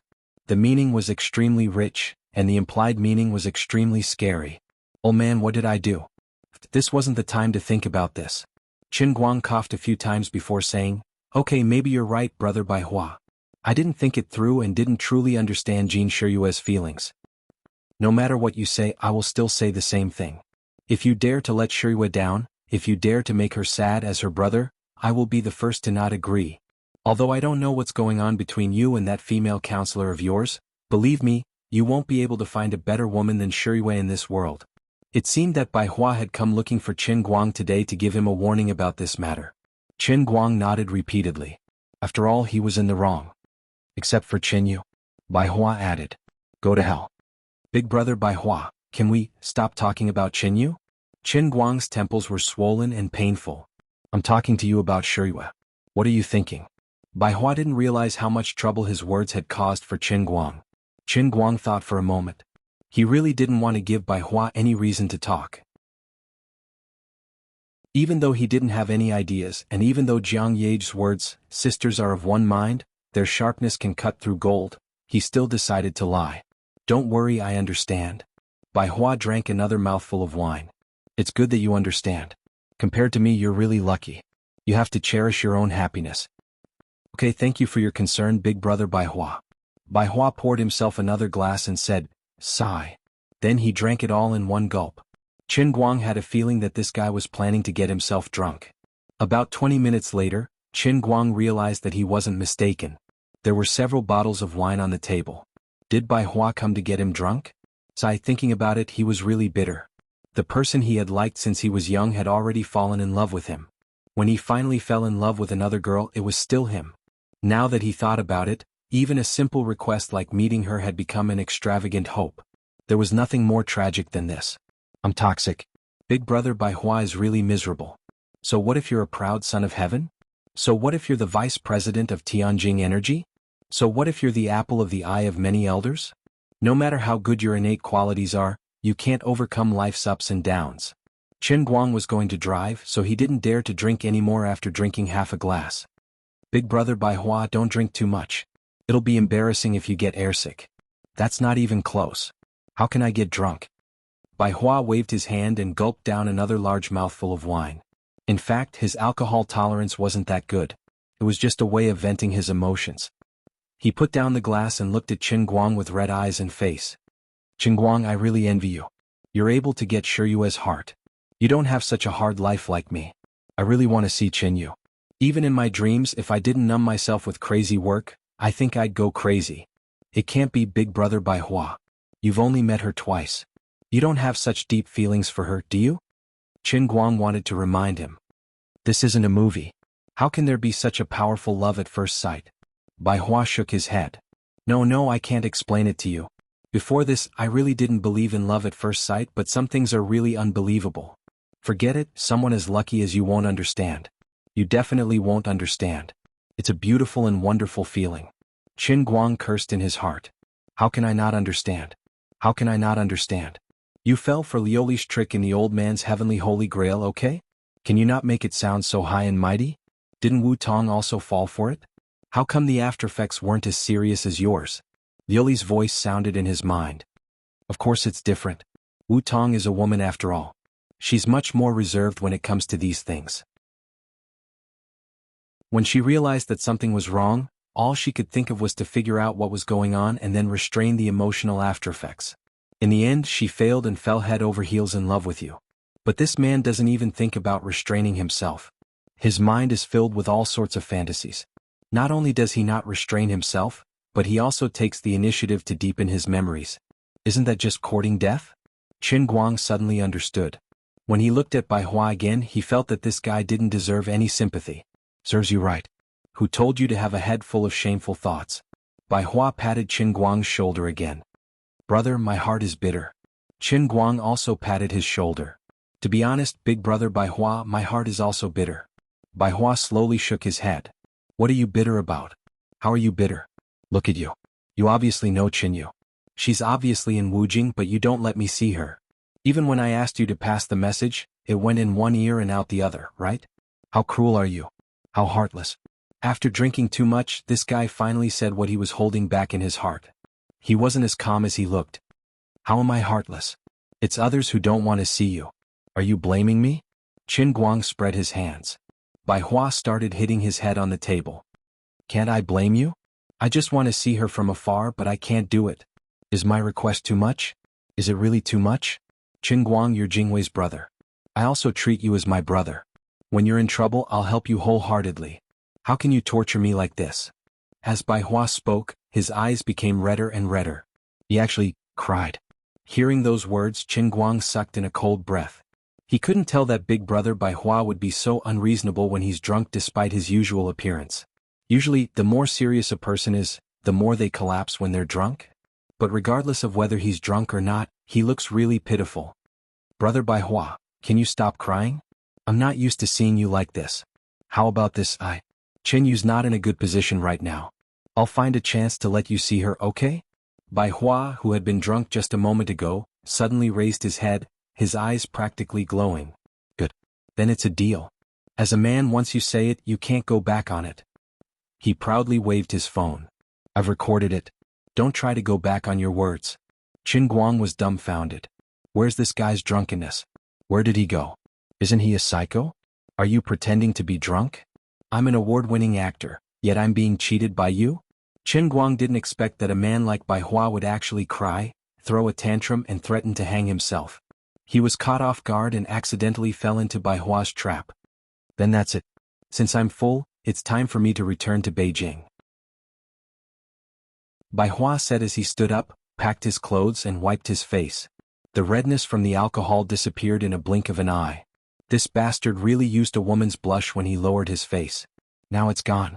Is this how Baihua, the proud son of heaven of Yanjing, uses his intelligence and wisdom? Qin Guang sighed in admiration. Baihua was actually shameless to this extent. Serves him right for falling into his trap. Who would have thought of such a big contrast? After Baihua walked out of the restaurant, he silently took out his phone and sent a message to Lin Jingwei. Thank you, Jingwei. You said that this trick was really useful. Qin Guang is really soft-hearted.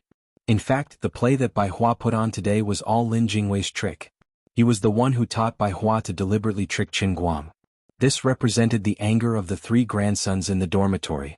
Everyone was extremely envious and jealous of him for getting Jin Shiyue's love. He was also taking revenge for son Xiaoxuan, who was overseas and didn't know what was going on. You're too shameless. Son Xiaoxuan is sincere to you, but let's not talk about Miss One. After all, we've known each other for so long, yet you still dared to take the initiative to confess to Teacher Zhua? And then Jin Shiyue confessed to you? How can we be happy friends like this? If I don't let you have a taste of my power, you won't know how many eyes I have. Going downstairs alone, Qin Guang felt a little melancholy. Originally he was just making a promise. Seeing that Baihua was drunk, he wanted to coax him to behave. In the end, this guy was pretending to be drunk and even recorded it. I can't even deny it. Why does this trick seem so familiar? That's right, I used it to deal with Tang Ying, but now it's being used on me. Thinking of Tang Ying, he felt a little unwilling. They had originally agreed on a bet, but she said she was going to have surgery today. No matter what, he couldn't disturb her. Alright, he tightened the suitcase in his hand. Fortunately, the old man still had an H-drive. Back home, after a whole day of tossing and turning, Xan Qin and Wu Miaoan were pretty good. The shabby room was almost cleaned up, and the dear wife, who had been brutally shot in the head, had been replaced with a new monitor. Other than the 2 deputy directors finally reporting to him about the Guangding General Administration, everything was so beautiful. Qin Guang originally thought that the director position was just a useless position. The elders were just giving him a golden opportunity because of his friendship with Wenwen and Jin Shiyue. He was just a decoration in this broken police station, playing the role of a mascot. If they really let him handle government affairs like an official, wouldn't that make things difficult for them? Don't think too highly of me. I'm just a university student who hasn't even graduated, okay? Director, this is the list of people we met today. This is the conversation record, please take a look. Don't be fooled by the fact that these 2 Lolitas were usually noisy, they were actually both senior sisters in the sect, and they were equally methodical in their work. Today, apart from properly coordinating the personnel dispatched from the general administration, the 2 had already sorted out the day's work memo and placed it in front of Qin Guang. Qin Guang looked at the thick stack of paper. Can I not look at it? I believe in both of your abilities. For such a small matter, there's no need for me to personally attend to it, right? Xan Qin tidied up her collar. Director, instigating defection is no small matter. If there's any mistake, it might lead to a chain of leaks. You have to make the decision. No, really, I believe in both of your abilities. You can handle it yourselves. Qin Guang decisively decided to slack off. Are you going to look at it or not? Wu Miaoan placed her hand on Qin Guang's brand new monitor. Her knuckles were white and it was obvious that she was accumulating strength. Qin Guang hesitated for 3 seconds. Look. At least you know what's good for you. You should have cooperated earlier. Xan Qin silently put down the dagger on his neck. As the director of the General Administration of Guangding, and having two such capable subordinates, he was really living in an abyss of suffering. As he flipped through the notebook bitterly, Qin Guang thought to himself that when the old man mastered the painting scroll, he would definitely strip off the pants of these two traitors, hang them up, and give them a spanking. These things were even more painful to read than the script. The entire process was boring to the extreme, from the slow probing of each other to the slow open discussion. Around 2 or 3 o'clock in the morning, Qin Guang finally finished reading the notebook and tossed it aside. All passed. No problem at all. In fact, he was just making a blind judgment. Since the higher-ups thought that they could test the candidates, they were basically right from the start. The staff of the General Administration of Guangdong were only given the final task of contacting them. Why is there no movement? I'm working so hard, why aren't they praising me? Qin Guang turned around and saw two people sitting on the sofa in the middle of the night with flushed faces. They placed the laptop on the coffee table and their eyes were glued to the screen. Next to the laptop was the box that Qin Guang had brought back. However, the password lock had already been unlocked by some unknown means. It was wide open and it was obvious that a hard drive was missing from it. Qin Guang tiptoed closer to it and realized that it was his precious H drive that was missing. What are you two looking at? Qin Guang shouted in a low voice. Ah! Xan Qin and Wu Miaoan, who were glued to the screen, screamed at the same time. Xan Qin scrambled to cover the monitor, while Wu Miaoan frantically tried to pull out the portable hard drive. Seeing that the situation was not good, Qin Guang quickly stopped Wu Miaoan's hand. Don't pull it out directly. There's important information about my company in there. If I break it, it'll be over. Your company is so low class? It's just a small piece. What important information? Aren't you ashamed? Xan Qin retorted, her face full of disdain. Chapter 650. Qin Guang pushed the two of them aside and realized that they had clicked on the dozen or so high-quality movies that he had put together. What a cunning pair of eyes. Why are you still watching it when you know it's a small movie? We're watching you. After expending a lot of effort, Qin Guang finally managed to snatch his treasures back before glaring at the two of them.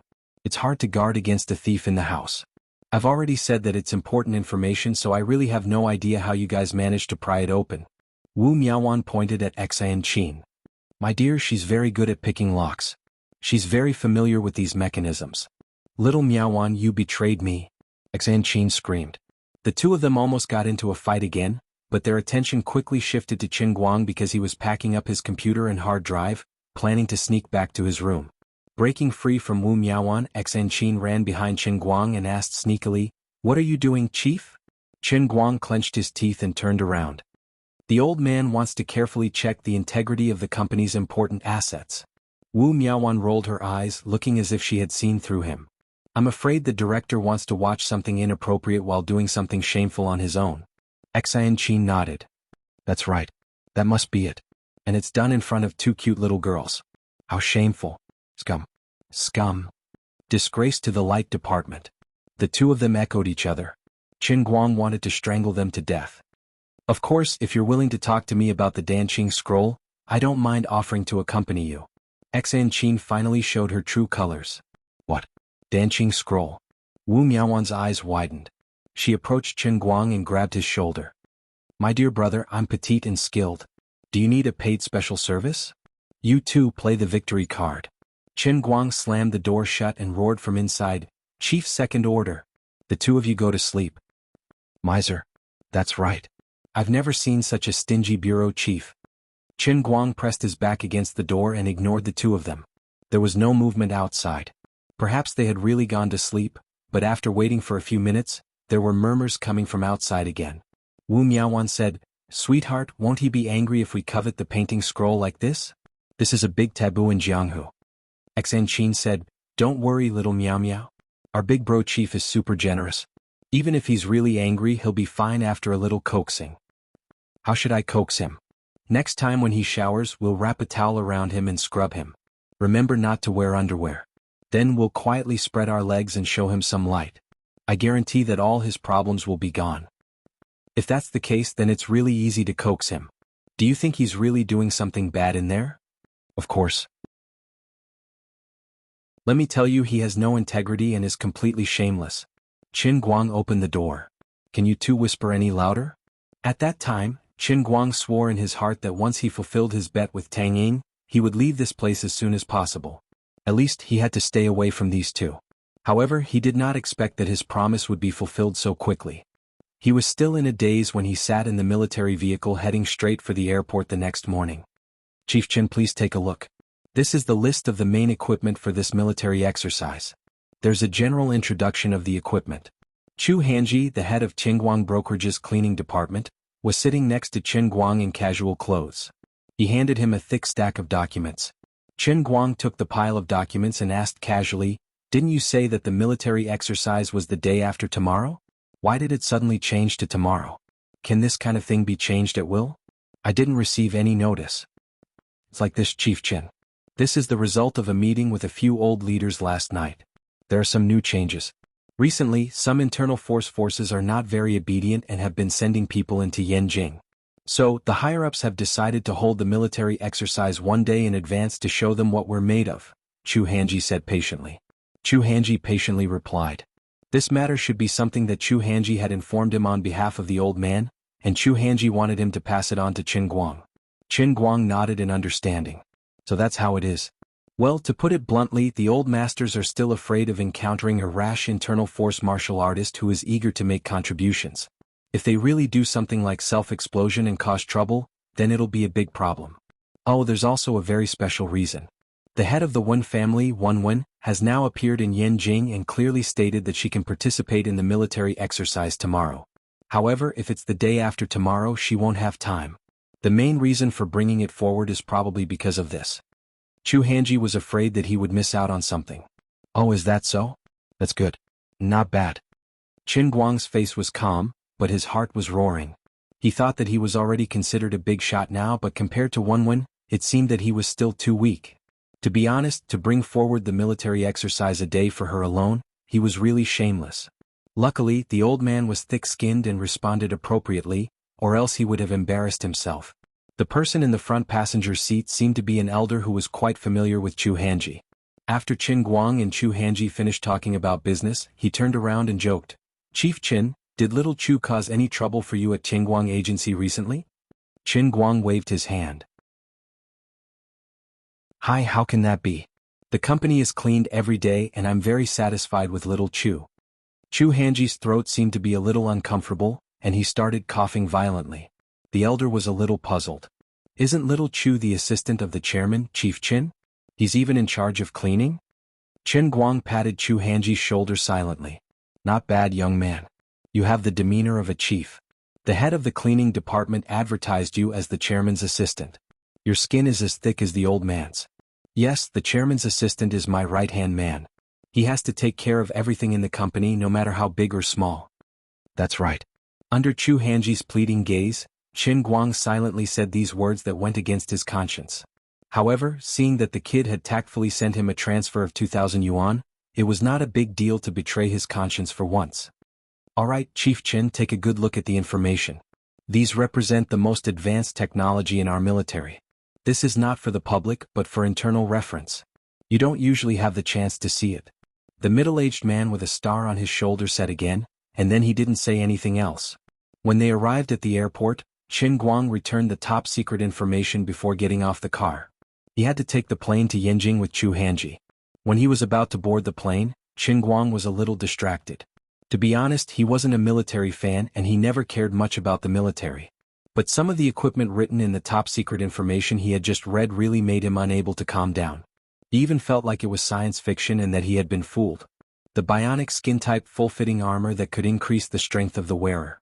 The embedded retinal multifunction sighting device that could synchronize with the gun with the heat sensor. The single-soldier handheld heat-seeking sniper rifle. That's right, the kind that could bend bullets. The full-fitting and half-fitting single-soldier combat armor that looked like a miniature Gundam. The single-soldier flight backpack that weighed less than 30 kilograms, the maximum flight speed was more than 150 kilometers per hour, and it could fly at full speed for half an hour. There were more than 10 types of equipment similar to the above. If these things weren't written in the top-secret information, he would probably be able to see the real thing at the scene tomorrow. Qin Guang would only think that he was reading a science fiction novel. The so-called, the country is rich and the people are strong, and technology is the #1 productive force. These words only stayed in Qin Guang's mind before, and he only took it seriously when he saw it today. No wonder the old men were now so strong-willed that they were finally willing to use the special division as an example. They were going to use a new attitude to deal with the internal forces. Their confidence came from the heavy pile of information in his hands just now. In the past 20 to 30 years, mankind had made great strides along the unprecedented broad road, and the level of technology was changing with each passing day. Televisions had evolved from black and white kinescopes to the current LED, OLED, and even curved screens. Cars had evolved from diesel to the current high-energy internal combustion and even pure electric. Green trains had become bullet trains and continued to move toward magnetic levitation and vacuum tubes. The communication method that relied on operators to connect one line after another had also changed to the current 4G and even 5G smartphones. The guns in the hands of soldiers had also changed from AK or M4 to thermal imaging laser rapid-fire automatic rifles recorded in the information. The main battle tank had also changed from the imitation Type 59 duck egghead to the world's top ZTZ-99 type. As for the Army 125 written in this information, it was incorporated into the modern technology in recent years, and the parameters were so fierce that it made people's hair stand on end. Although the current WZ-125 was only a few dozen top-secret engineering prototypes, it was enough to scare people. All of this changed too quickly and too violently. The individual weapons recorded in the information also represented the pinnacle of modern technology. Although it might not be able to be equipped on a large scale within a decade or two due to various reasons, it was more than enough to deal with the internal force martial artists. Qin Guang could imagine the expressions of the arrogant internal force martial artists during the individual military exercise. He was more and more confident in what he was going to do. These are all my backers. The more powerful my backer is, the stronger my backbone will be. Who asked you to be cocky? Who asked you to be arrogant? Who asked you to treat people's lives as grass? And who asked you to feel pain? He was a victim himself. He didn't have any feelings for the internal force martial artists, and he didn't think that they needed his sympathy. Sooner or later they would have to pay for what they did.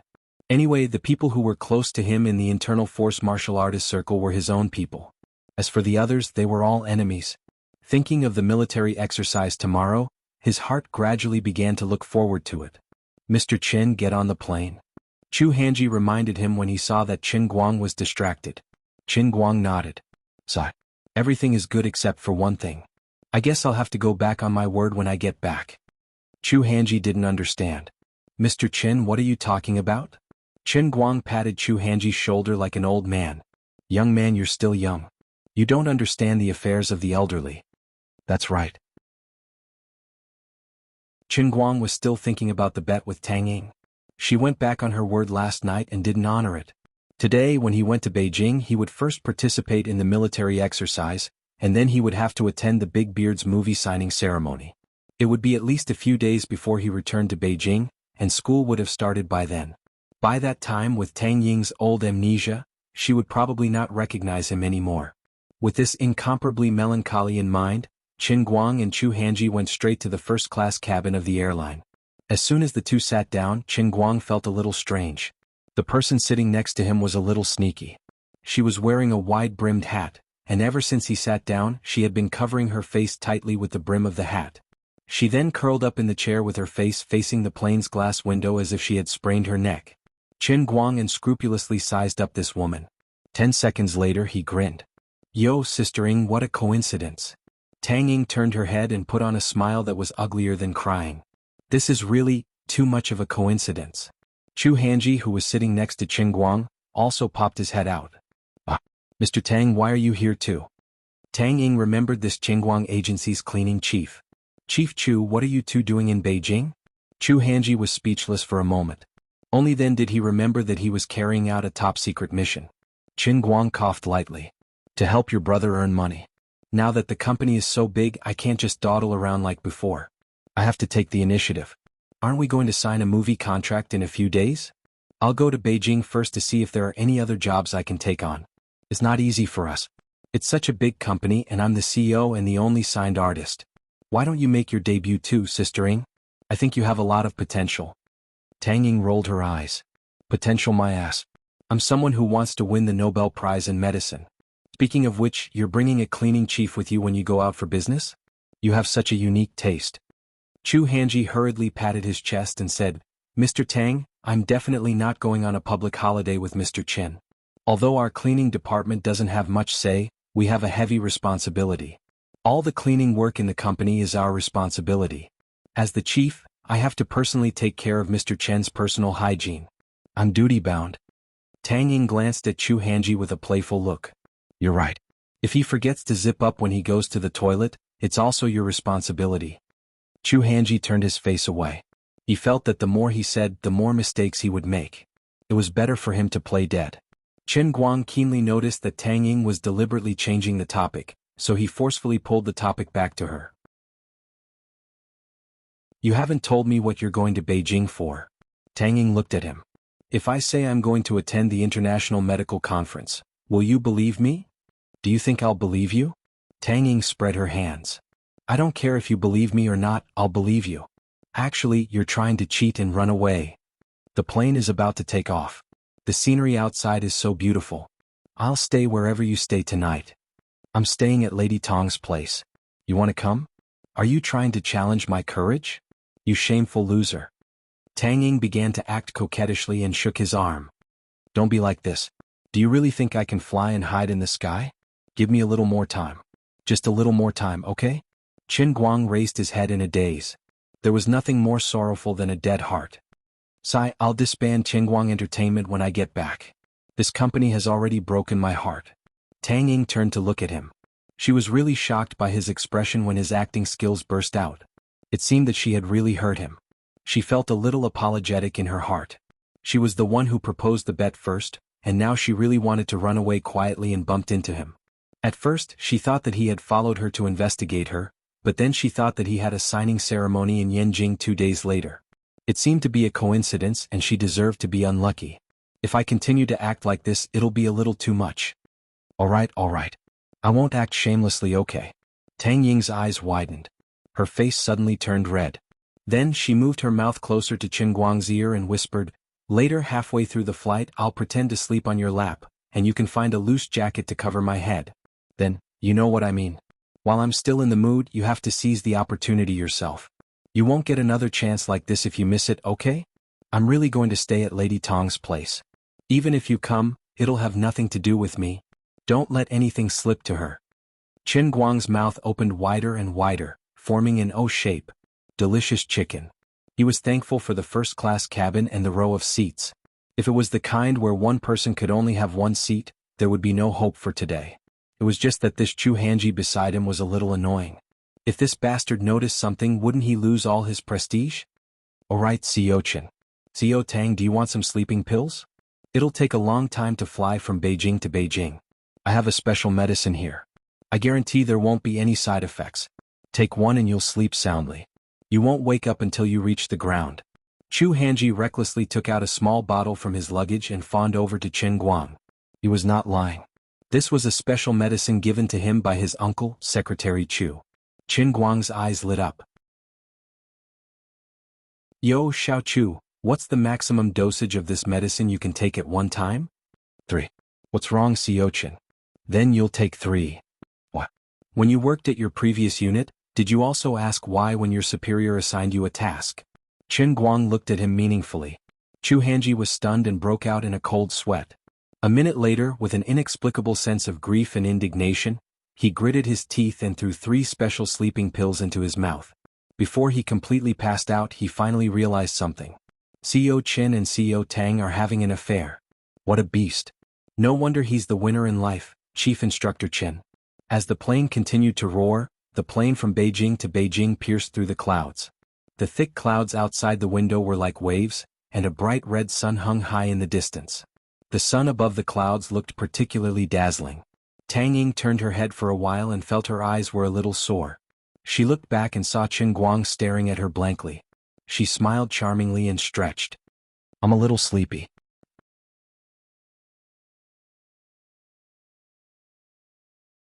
Chapter 651. Chen Guang continued to stare at her blankly. Perhaps it was because of the bright sunlight shining in through the window, but at this moment, Tang Ying looked exceptionally charming and moving. She was even more charming than when she was focused on the operating table with the scalpel. Although he had always known that she was beautiful, and that she also had a kind of strange charm that quietly moisturized everything. At this moment, her simple smile and even more simple stretching posture made her charm even more vivid and vivid. Qin Guang's eyes gradually straightened. Tang Ying's hands were raised high, and her chest looked especially straight because of her stretching posture. He couldn't help but think of the first time he met her in his car. At that time she was drunk and curled up in his car like a little lazy cat. At that time she was wearing tight casual pants that highlighted her slender thighs and perfectly round and perky buttocks, making her look particularly charming. This time his focus was different, but it was even more captivating. Tang Ying's heart went numb under his fixed gaze, and her face became even redder. She stretched out a finger and lightly tapped his forehead. "I thought that you, a dummy, only had eyes for Wu Tong and your teacher Zhua." Qin Guang shook his head like a wooden man. "No, Sister Ying, you're also very beautiful." "Compared to your classmate?" Tang Ying had met Sun Xiaoxuan before, and she had a deep impression of this delicate girl from Jiangnan's water village. Qin Guang replied without hesitation. "Each has their own merits. You two are different women." "It seems that Lady Tong was right about one thing." Tang Ying blinked her misty eyes. "What did Sister Wu Tong say about me?" "She said that although you're a very responsible little boy most of the time, your willpower is so weak that people can't look at you directly. You're also very perverted and your skin is super thick."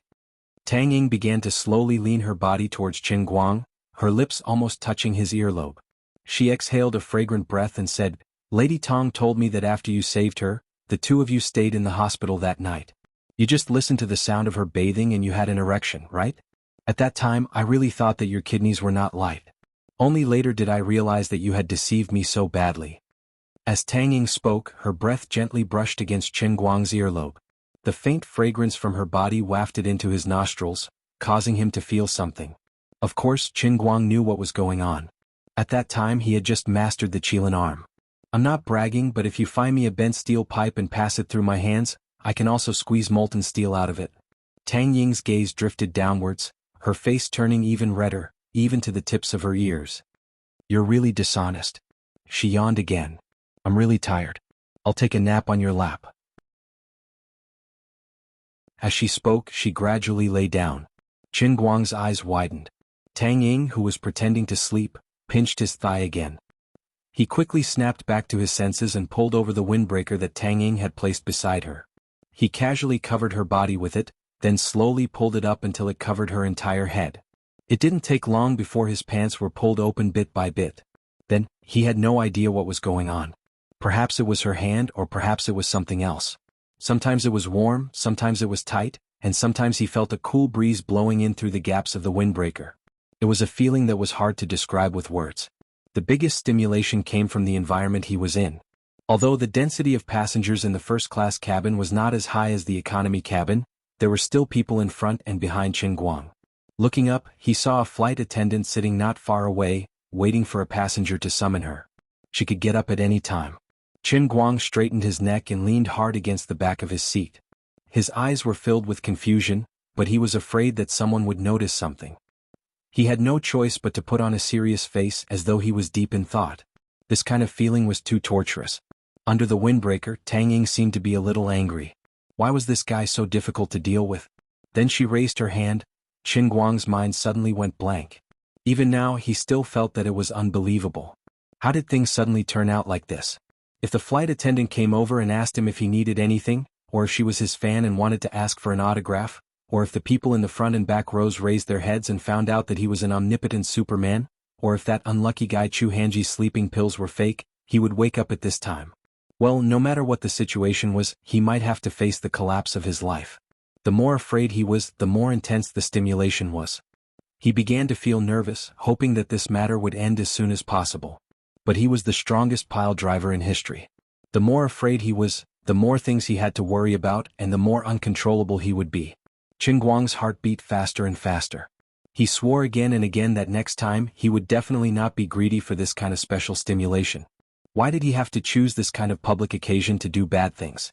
It was simply too scary, okay? But although he swore in his heart, his body was exceptionally honest. This was really the greatest enjoyment in the world. Unknowingly, his left hand pressed on the windbreaker tighter and tighter, and his right hand quietly moved under the windbreaker, pretending to hug Tang Ying's waist under the windbreaker, but in fact he was moving up bit by bit. About 50 minutes later, finally, everything was over. This special situation, this special person, and this special feeling of tension made certain things happen faster than expected. He retracted his hand bit by bit. Before that, he slightly pulled down Tang Ying's messy clothes and arranged them neatly. His face regained its radiance of confidence, and there was no longer any trace of guilt on his face. As a person, it was better to be more confident. At the same time, his CK underwear was slowly pulled back. It seemed that Tang Ying had thoughtfully put a layer of tissue on it before this. The zipper was pulled back little by little. The whole movement was very gentle and very careful. Tang Ying pinched his thigh again. Qin Guang knew that she was almost done. He let out a long sigh of relief and touched his temple. There was cold sweat. Strange, why didn't she get up? Qin Guang was puzzled.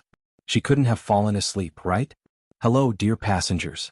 Would you like to drink coffee, tea, or Coke? At this time, the flight attendant who had been sitting at the head of the cabin suddenly stood up and then began to ask the passengers what they wanted to drink. Thank you, orange juice. Unfortunately, Qin Guang was in the third row.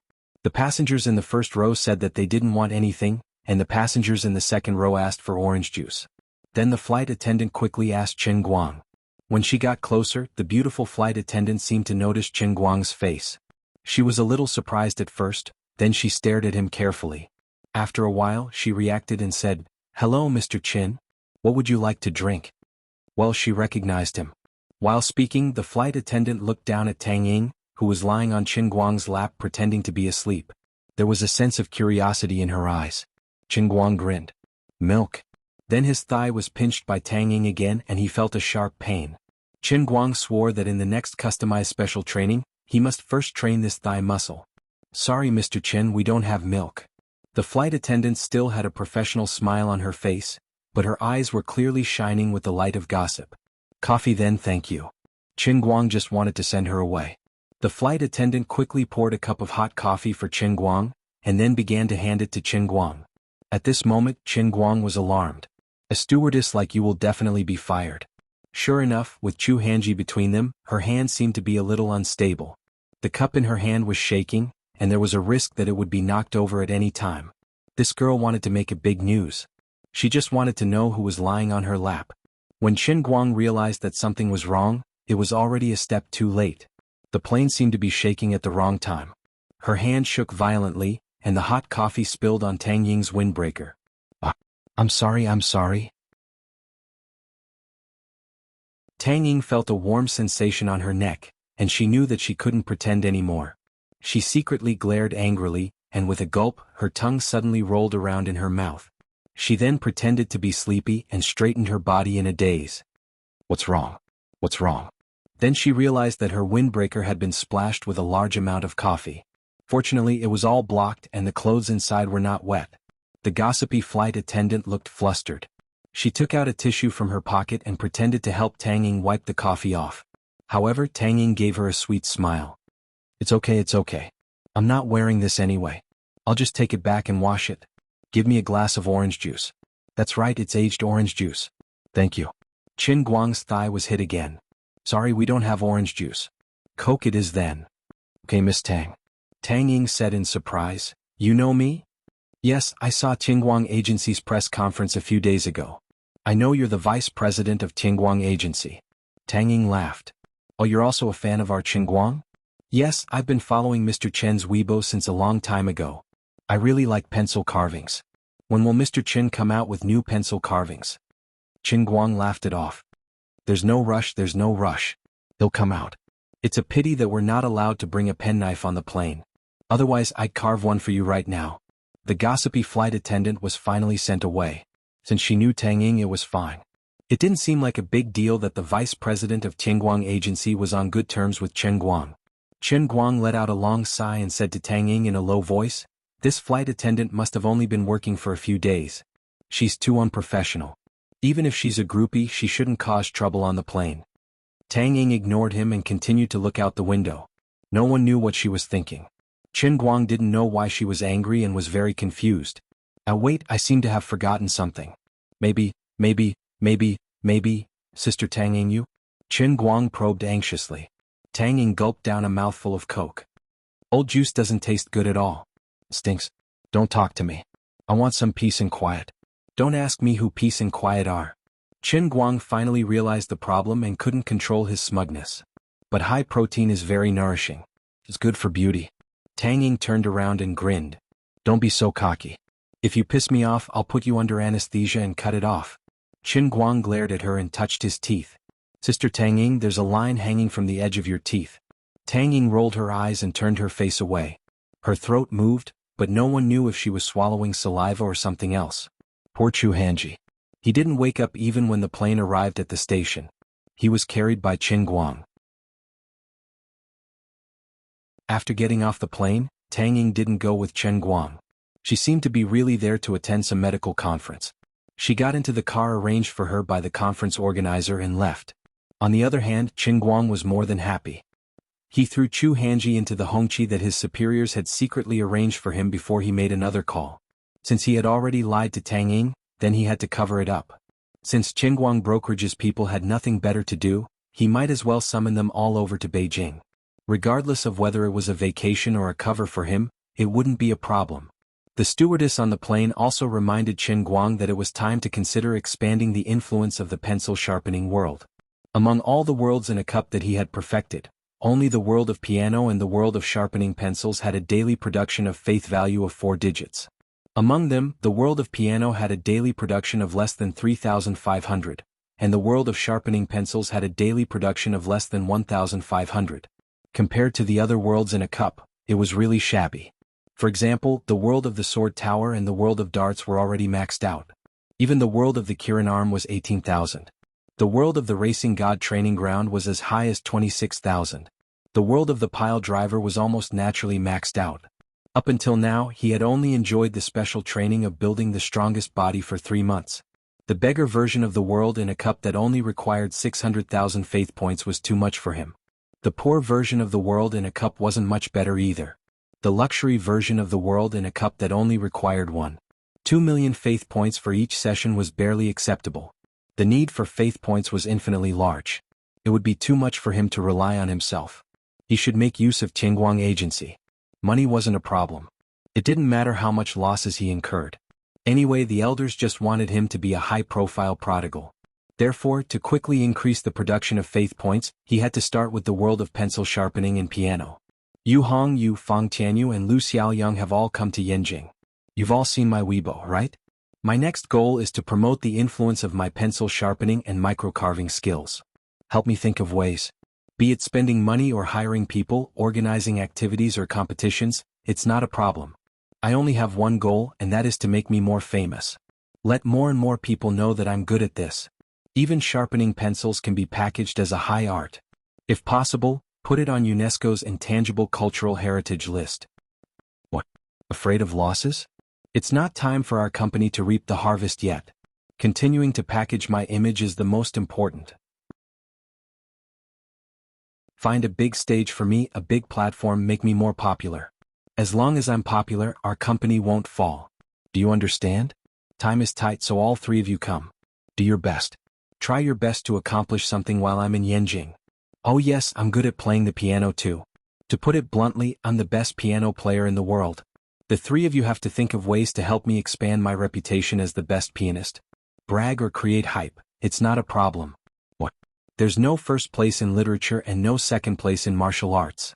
Will others be unconvinced? I don't care who is unconvinced. As long as there are people who are convinced, it's fine. Furthermore, it's good that more people are unconvinced. Let's organize a competition and let them compete with me. Remember, for these few days, the most important thing is to sharpen pencils. The second is to play the piano, and then it's my turn to participate in Uncle Big Beard's movie signing ceremony. As for other commercials, visits, announcements and the like, don't accept any of them. Also, don't do anything about the knife tower and darts. I'm not interested in these 2 things. After Qin Guang hung up the phone, Yu Hong and the other 2 looked at the business development plan that had just been sorted out and looked at each other. This plan was the blood and sweat of the company's middle management. It involved the packaging of Qin Guang's personal image and the entire business development system. From Weibo jokes to advertisements, to live streaming program planning, to advertising endorsement negotiations, and finally, a series of contracts that Qin Guang considered participating in variety shows and even esports promotions, all of which were rejected. Only one of them could be kept.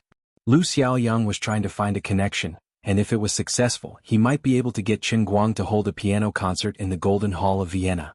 However, it wasn't something that could be done in a short period of time. The three of them suddenly had a feeling. Why don't we pack up and go back home to farm? We'll starve if we follow CEO Qin.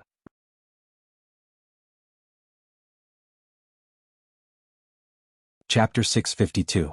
Yu Hong felt that he was in an awkward situation. To think that I, the core member of the Tang Jie Foundation who was deeply trusted by Tang Xiaokai, came all the way back to the country to be your right-hand man. Although Mr. Tang had previously said that it didn't matter if the company was making a profit or losing money, Mr. Chen's attitude was a little too casual. Alright, no matter how much Yu Hong felt, he still followed Qin Guang's instructions and went to Beijing with Fang Tianyu and Lu Xiaoyang to carry out the mission that Qin Guang had casually thrown out. It didn't matter if the boss's decision was stupid or not, but as the boss's subordinate, even if he knew that the decision was stupid and fraudulent, he still had to complete the task given by the boss since he was still receiving his salary. If he did his job properly, it would be the boss's fault if he lost money in the end. If he didn't complete the task given by the boss, he might not be happy even if he helped him earn money in the end. What if Mr. Qin really had a far-sighted plan and could use his sharp judgment to see through the market and point to the core of the company's development when they still couldn't understand it? What if what he said was right? Idiot! Wake up! They were getting closer and closer to a heavily guarded villa, but Chu Hanji was still snoring loudly. Qin Guang began to panic. If Secretary Chu knew that he had forced his nephew to take 3 hypnotic pills, Secretary Chu would fight him to the death, right? Finally, Chu Hanji opened his eyes in a daze. See Chief Qin, where are we now? I'm not very sure either. We just passed 2 especially large huangwa trees, the kind that would require 7 or 8 people to wrap their arms around it. The forest in front is very dense. I didn't expect there to be such a place in Beijing. Seeing that he had finally woken up, Qin Guang felt relieved. What? Chu Hanji let out a low cry, then abruptly came to his senses. He sat up straight and subconsciously tidied up his clothes. Why are you so surprised? Chu Hanji saw that he didn't take it seriously, so he reminded him softly, Chief Qin, we're almost there. Be serious. Qin Guang was even more puzzled. Do you have to be like this? Do you really have to be like this? I'm going to see the bureau chief. Chief Qin. Chu Hanji's breathing quickened. Yes, and then? Could meeting the bureau chief prolong one's life? Your ribs are about to break, aren't they? Chief Qin, are you really not nervous? That's the chiefs we're talking about. Patting on Su Tao's shoulder, Qin Guang replied, Lad, I've never felt that I'm a big shot in the past. But ever since I met you, I've started to believe that I do have the talent to become a big shot. He really didn't understand what those old men had to be afraid of. Anyway, even if he held a knife to his neck, he wouldn't be as inexplicably nervous as Chu Hanji. After passing through layers of extremely tight security, the car finally stopped outside a courtyard house with vermilion doors and sorghum. Qin Guang got out of the car. Secretary Chu was waiting at the door. He still had that warm smile on his face. As an exceptionally important secretary, he had truly done his best to be a person. Chu Hanji, who got out of the car with him, looked at his uncle nervously. He lowered his head and didn't dare to say anything. Secretary Chu first waved at Qin Guang. Little Qin, you're here. The chiefs are all waiting for you. Qin Guang greeted Secretary Chu and went in on his own. He didn't know where to throw Chu Hanji. This poor guy wasn't qualified to enter the courtyard house. As soon as he entered, Qin Guang saw a few old men sitting under a tree, shouting and playing chess. Old Jiang and Old Jean were sitting opposite each other, and a bunch of old men that he had never seen before were pointing fingers at each other. It was a lively scene, and there wasn't the slightest bit of tension or seriousness in the atmosphere. Recalling how Chu Hanji was so nervous that he started sweating, Qin Guang found it funny. Is there a need for that? Oh, little Qin is here? Great, let's talk about something. On the other side, old Jiang, who was scratching his ears and cheeks, looked around and saw Qin Guang when he raised his head, and he abruptly stood up. Don't you dare run. Finish this game. Old Jean didn't agree. Old Jiang quietly moved his big butt and touched the chessboard lightly. The chessboard was overturned, and with a clattering sound, black and white chess pieces were scattered all over the ground. Ah, the chessboard is overturned. Forget it, old Jean, I won't argue with you today. It's a draw, okay? Go to hell. I have at least 5 more eyes than you, and you have the cheek to say it's a draw? You disrespectful old man, I'm going to kill you. Old Jean rolled up his sleeves and was about to charge at him. All right. Be quiet. Don't let the younger generation laugh at you. An old man on the side coughed seriously and finally calmed the crowd down. Chen Guang looked at the group of old men quietly and thought to himself, although you say don't let me laugh at you, your bodies are exceptionally honest when you are fighting. It seemed that with his arrival, this unique game of chess and the amateur activity of gossiping about despicable people had officially come to an end. Old man Jean put down his dispute and ran over to pull him back. The other group of old men went to the main hall of the courtyard one after another. It seemed that they were going to discuss something. Chen Guang, come here. I have something to ask you. Old Jean smiled and pulled Chen Guang to a corner of the courtyard. The afternoon sun shone on the small courtyard, and the cicadas on the trees were singing the last song of summer. The leaves were blown by the wind, and the air was filled with the faint scent of grass and flowers. The scene looked very harmonious, but Chen Guang felt a chill in his heart. He didn't know why, but he was a little nervous when he saw this old man. Although he knew that he would have to see him in Beijing, he was terrified when he actually saw him. What if he forced me to marry him? How should I answer him? Just thinking about it gives me a headache. Grandpa Jean this, that. Fine, he could understand Chu Hanji's feelings a little. But that kid was born to be inferior to others while he felt guilty. Unexpectedly, old Master Jean did not talk about Jean Shiriwei with him. Instead, he smiled and asked with concern. How is it? Are you enjoying your position as the head bureau chief? Nodding his head, Chen Guang replied, everything's fine. You came to Beijing alone this time, right? Are the two deputy chiefs staying in Beijing? Old Master Jean continued to ask with a smile. Chen Guang nodded. Yes. There are more things to do at the headquarters recently. Fortunately, they are helping me. Otherwise, I won't be able to handle it alone. He shamelessly asked for credit. In truth, Xan Qin and Wu Miaoan had already done everything. He was even unwilling to look at the summary report. They would have to put a knife to his neck to do so. The two of them didn't cause any trouble? Did they listen to your orders? Old Master Jean widened his eyes slightly and seemed a little surprised. Chen Guang nodded. It's all right. Xan Qin and Wu Miaoan are very obedient. Old Master Jin's eyes narrowed into slits. He seemed to be satisfied with Chen Guang. Since you said so, we can rest assured. We were worried that the people from the Thousand Despair sect in Thousand Flower Valley would be arrogant and unruly. I didn't expect you to make them so obedient. When I recommended you to be the head of the Guangding headquarters, many people had different opinions. You did a good job and didn't make things difficult for me. Only then did Chen Guang realize something. It seemed that it was an incredible ability to command Xan Qin and Wu Miaoan around like a madman. When he thought about it, it made sense. The two little Lolas were inner force martial artists after all. They were highly skilled and their personalities were jumpy. It was indeed difficult for ordinary people to control them. He had also relied on his charm to seduce them. He had relied on his personal charm. Perhaps it was the temptation of the painting scroll, or maybe it was his godly dart skills and fame in the global escort industry that helped Xan Qin increase the influence of her Thousand Despair sect. In short, little Xan Qin had inexplicably relied on him. At the same time, her bestie Wu Miaoan also became easier to talk to. So, this is what I'm capable of? I was born to do great things. Aha, Grandpa Jean, you flatter me. This is what I should do. Chen Guang cupped his hands slightly and said humbly with his head lowered. I'm not flattering you. You don't know how difficult it was for us to deal with inner force martial artists in the past. Otherwise, we wouldn't have made no progress in the past few decades. This time we made up our minds and fought with our lives on the line just to get things done once and for all. Those strong people are arrogant and unreasonable. That's why we came up with the idea of using martial arts to rule martial arts. If we want the Guangding General Bureau to escape the vicious circle of the Special Affairs Bureau, we have to cooperate with martial artists from the beginning and integrate them into our own system. However, in the past, our dealings with martial artists often ended on bad terms. It's extremely difficult for both parties to come to an agreement, but you've solved the problem. Of course, it's all thanks to you.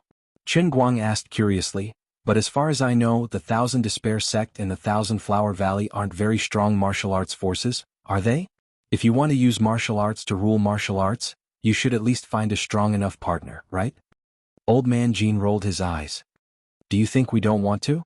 However, the stronger the sect, the more arrogant they are. We can't even contact them, let alone work together. The Thousand Despair sect's abbess took the initiative to propose a partnership, and we're more than happy. Why would we be picky?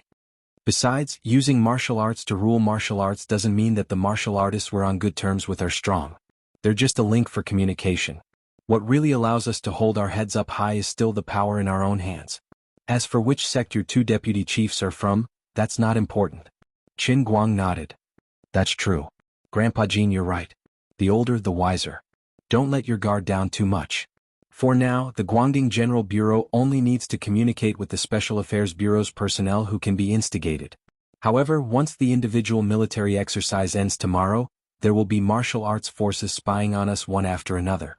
At that time, how do we convey the spirit of the central government? How do we make these people vigilant and not dare to act recklessly without being overly sensitive and conflicted? How do the two sides reach a specific cooperation intention? That's the most difficult part of our work. Qin Guang began to feel dizzy. Old man seemed to be in the zone, but I don't really want to hear about these things. I just want to take my revenge and help Wen solve her problems, okay? At present, the most basic standards we've set are as follows. First of all, we need to distinguish whether these people are real or fake.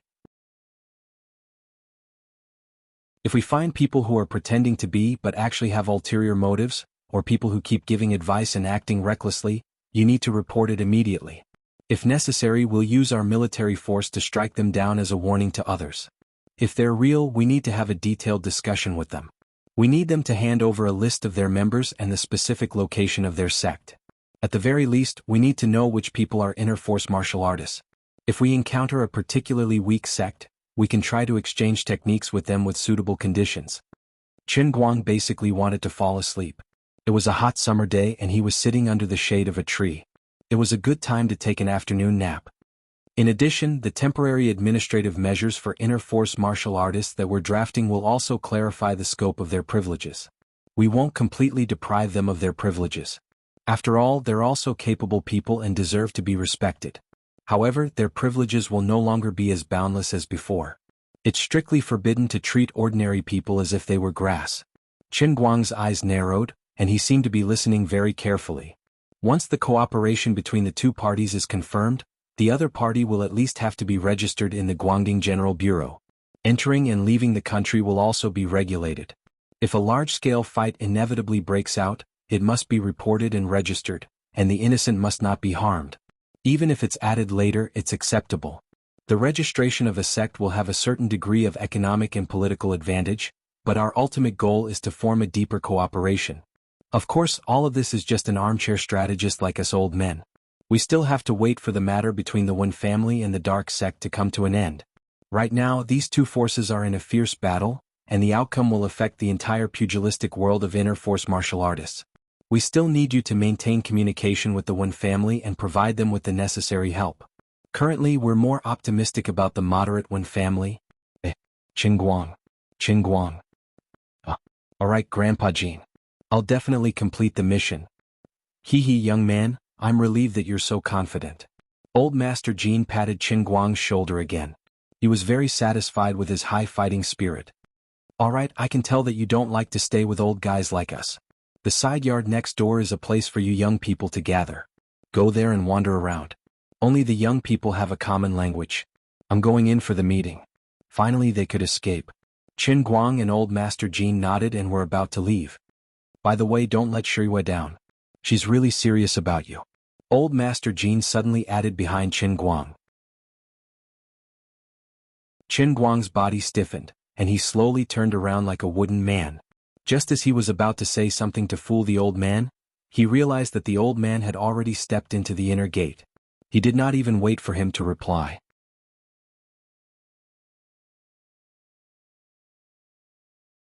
Chapter 653. Secretary Chu had already walked over with a strange smile on his face. Little Qin, come over here. There are quite a lot of youngsters here today, I'm sure you guys have something to talk about. Qin Guang didn't want to talk to any youngsters.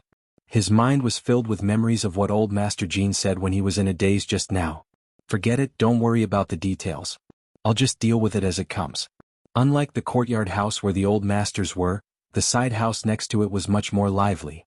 But when Qin Guang saw the bunch of youngsters that old Master Jean mentioned, he felt a headache coming on. The youngsters in your house are all old guys in their 40s and 50s. I should call the youngest one here uncle, okay? That's right, isn't that my uncle Wu Shanwu who is wandering around in the crowd? What the F***ck can I have in common with these old men? I just want to find a quiet place to hook up with the female fans on Weibo, okay. That's right, the people gathered in the side house weren't the group of youngsters that he ate with at the youth hall last time. Instead, they were the parents of those youngsters. Currently, there were many youngsters who held real power in the country, be it in the military or in the political circle. In short, none of them were simple. In a sense, to old Master Jean they were indeed the standard youngsters. Like Xin Yuliang or those high school girls in the youth hall, they weren't even qualified to participate in the meetings and gatherings of this place.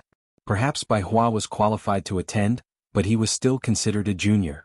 Yo, brother Qin is here. Welcome, welcome. While Qin Guang was in a daze, a robust man donned in military uniform came over and patted Qin Guang's shoulder with a chuckle before calling him Big Brother Qin. Qin Guang looked at this man quietly and thought, Uncle, you look quite similar to old Master Jiang. Coupled with your body, bald head, and your fierce face with a big beard, for some reason, I really want to kneel down when you call me brother. Come, let me introduce everyone to you. Alright, I forgot to introduce myself. I'm Jiang Yuanchao, Jiang Yage's father. Young man, don't be nervous. I just lost a bet with Wu Shan. I said that if I lost, I would have to call you Brother Qin. It was just a joke. Don't worry about titles. The middle-aged baldy happily patted Qin Guang's shoulder and called him Brother Qin again. After that, he even raised his eyebrows provocatively at Wu Shan, who was standing awkwardly to the side. Qin Guang couldn't help thinking of the unreasonable baldy old Master Jiang, and then the equally unreasonable and unconventional Jiang Yage. At this moment, Jiang Yuanchao was completely in line with the logic of not being part of the same family. Uncle. No, he was half a father-in-law. You calling me brother makes me want to shorten my life. He wanted to die. Don't. Please don't. Uncle Jiang, you can just call me Little Qin or Qin Guang, or you can call me nephew. Please don't call me brother, it gives me goosebumps. Qin Guang struggled as he was pulled forward by Jiang Yuanchao. Sai, you're so boring. Didn't I hear that you're very impudent? You can't even take a little joke, it's not fun at all. Jiang Yuanchao seemed to be joking as he said this angrily. By then the two had reached Wu Shan's side. Wu Shan was amused by Qin Guang's timid behavior. Wu Shan couldn't help recalling Qin Guang, who had tried Su Lijing and Wang Ren in court.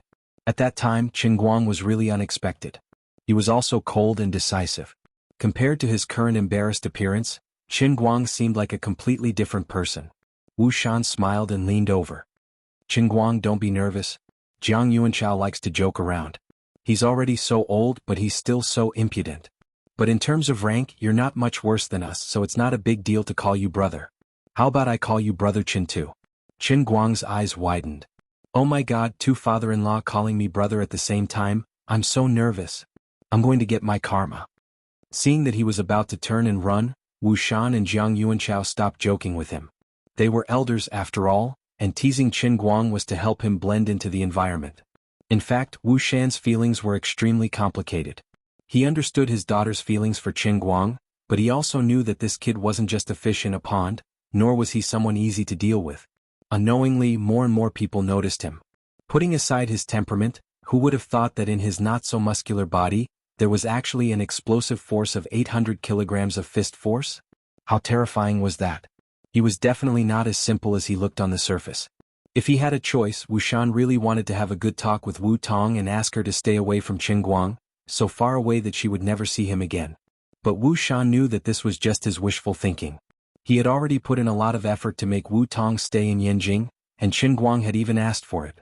Based on his father-daughter relationship with Wu Tong, she would do whatever he wanted her to do. Forget it, I'll just let it be.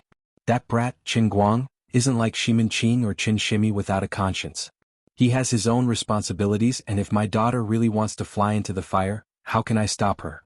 From the moment Wu Shan made the decision to agree to let Shijio bring Wu Tong onto the helicopter even though he knew that there was a bomb on the helicopter, Wu Shan knew that he had no right to interfere with any of Wu Tong's decisions. This was because her life was saved by Qin Guang. If it weren't for Qin Guang, Wu Tong and Shijio would have been blown up into a cloud of fireworks in the sky.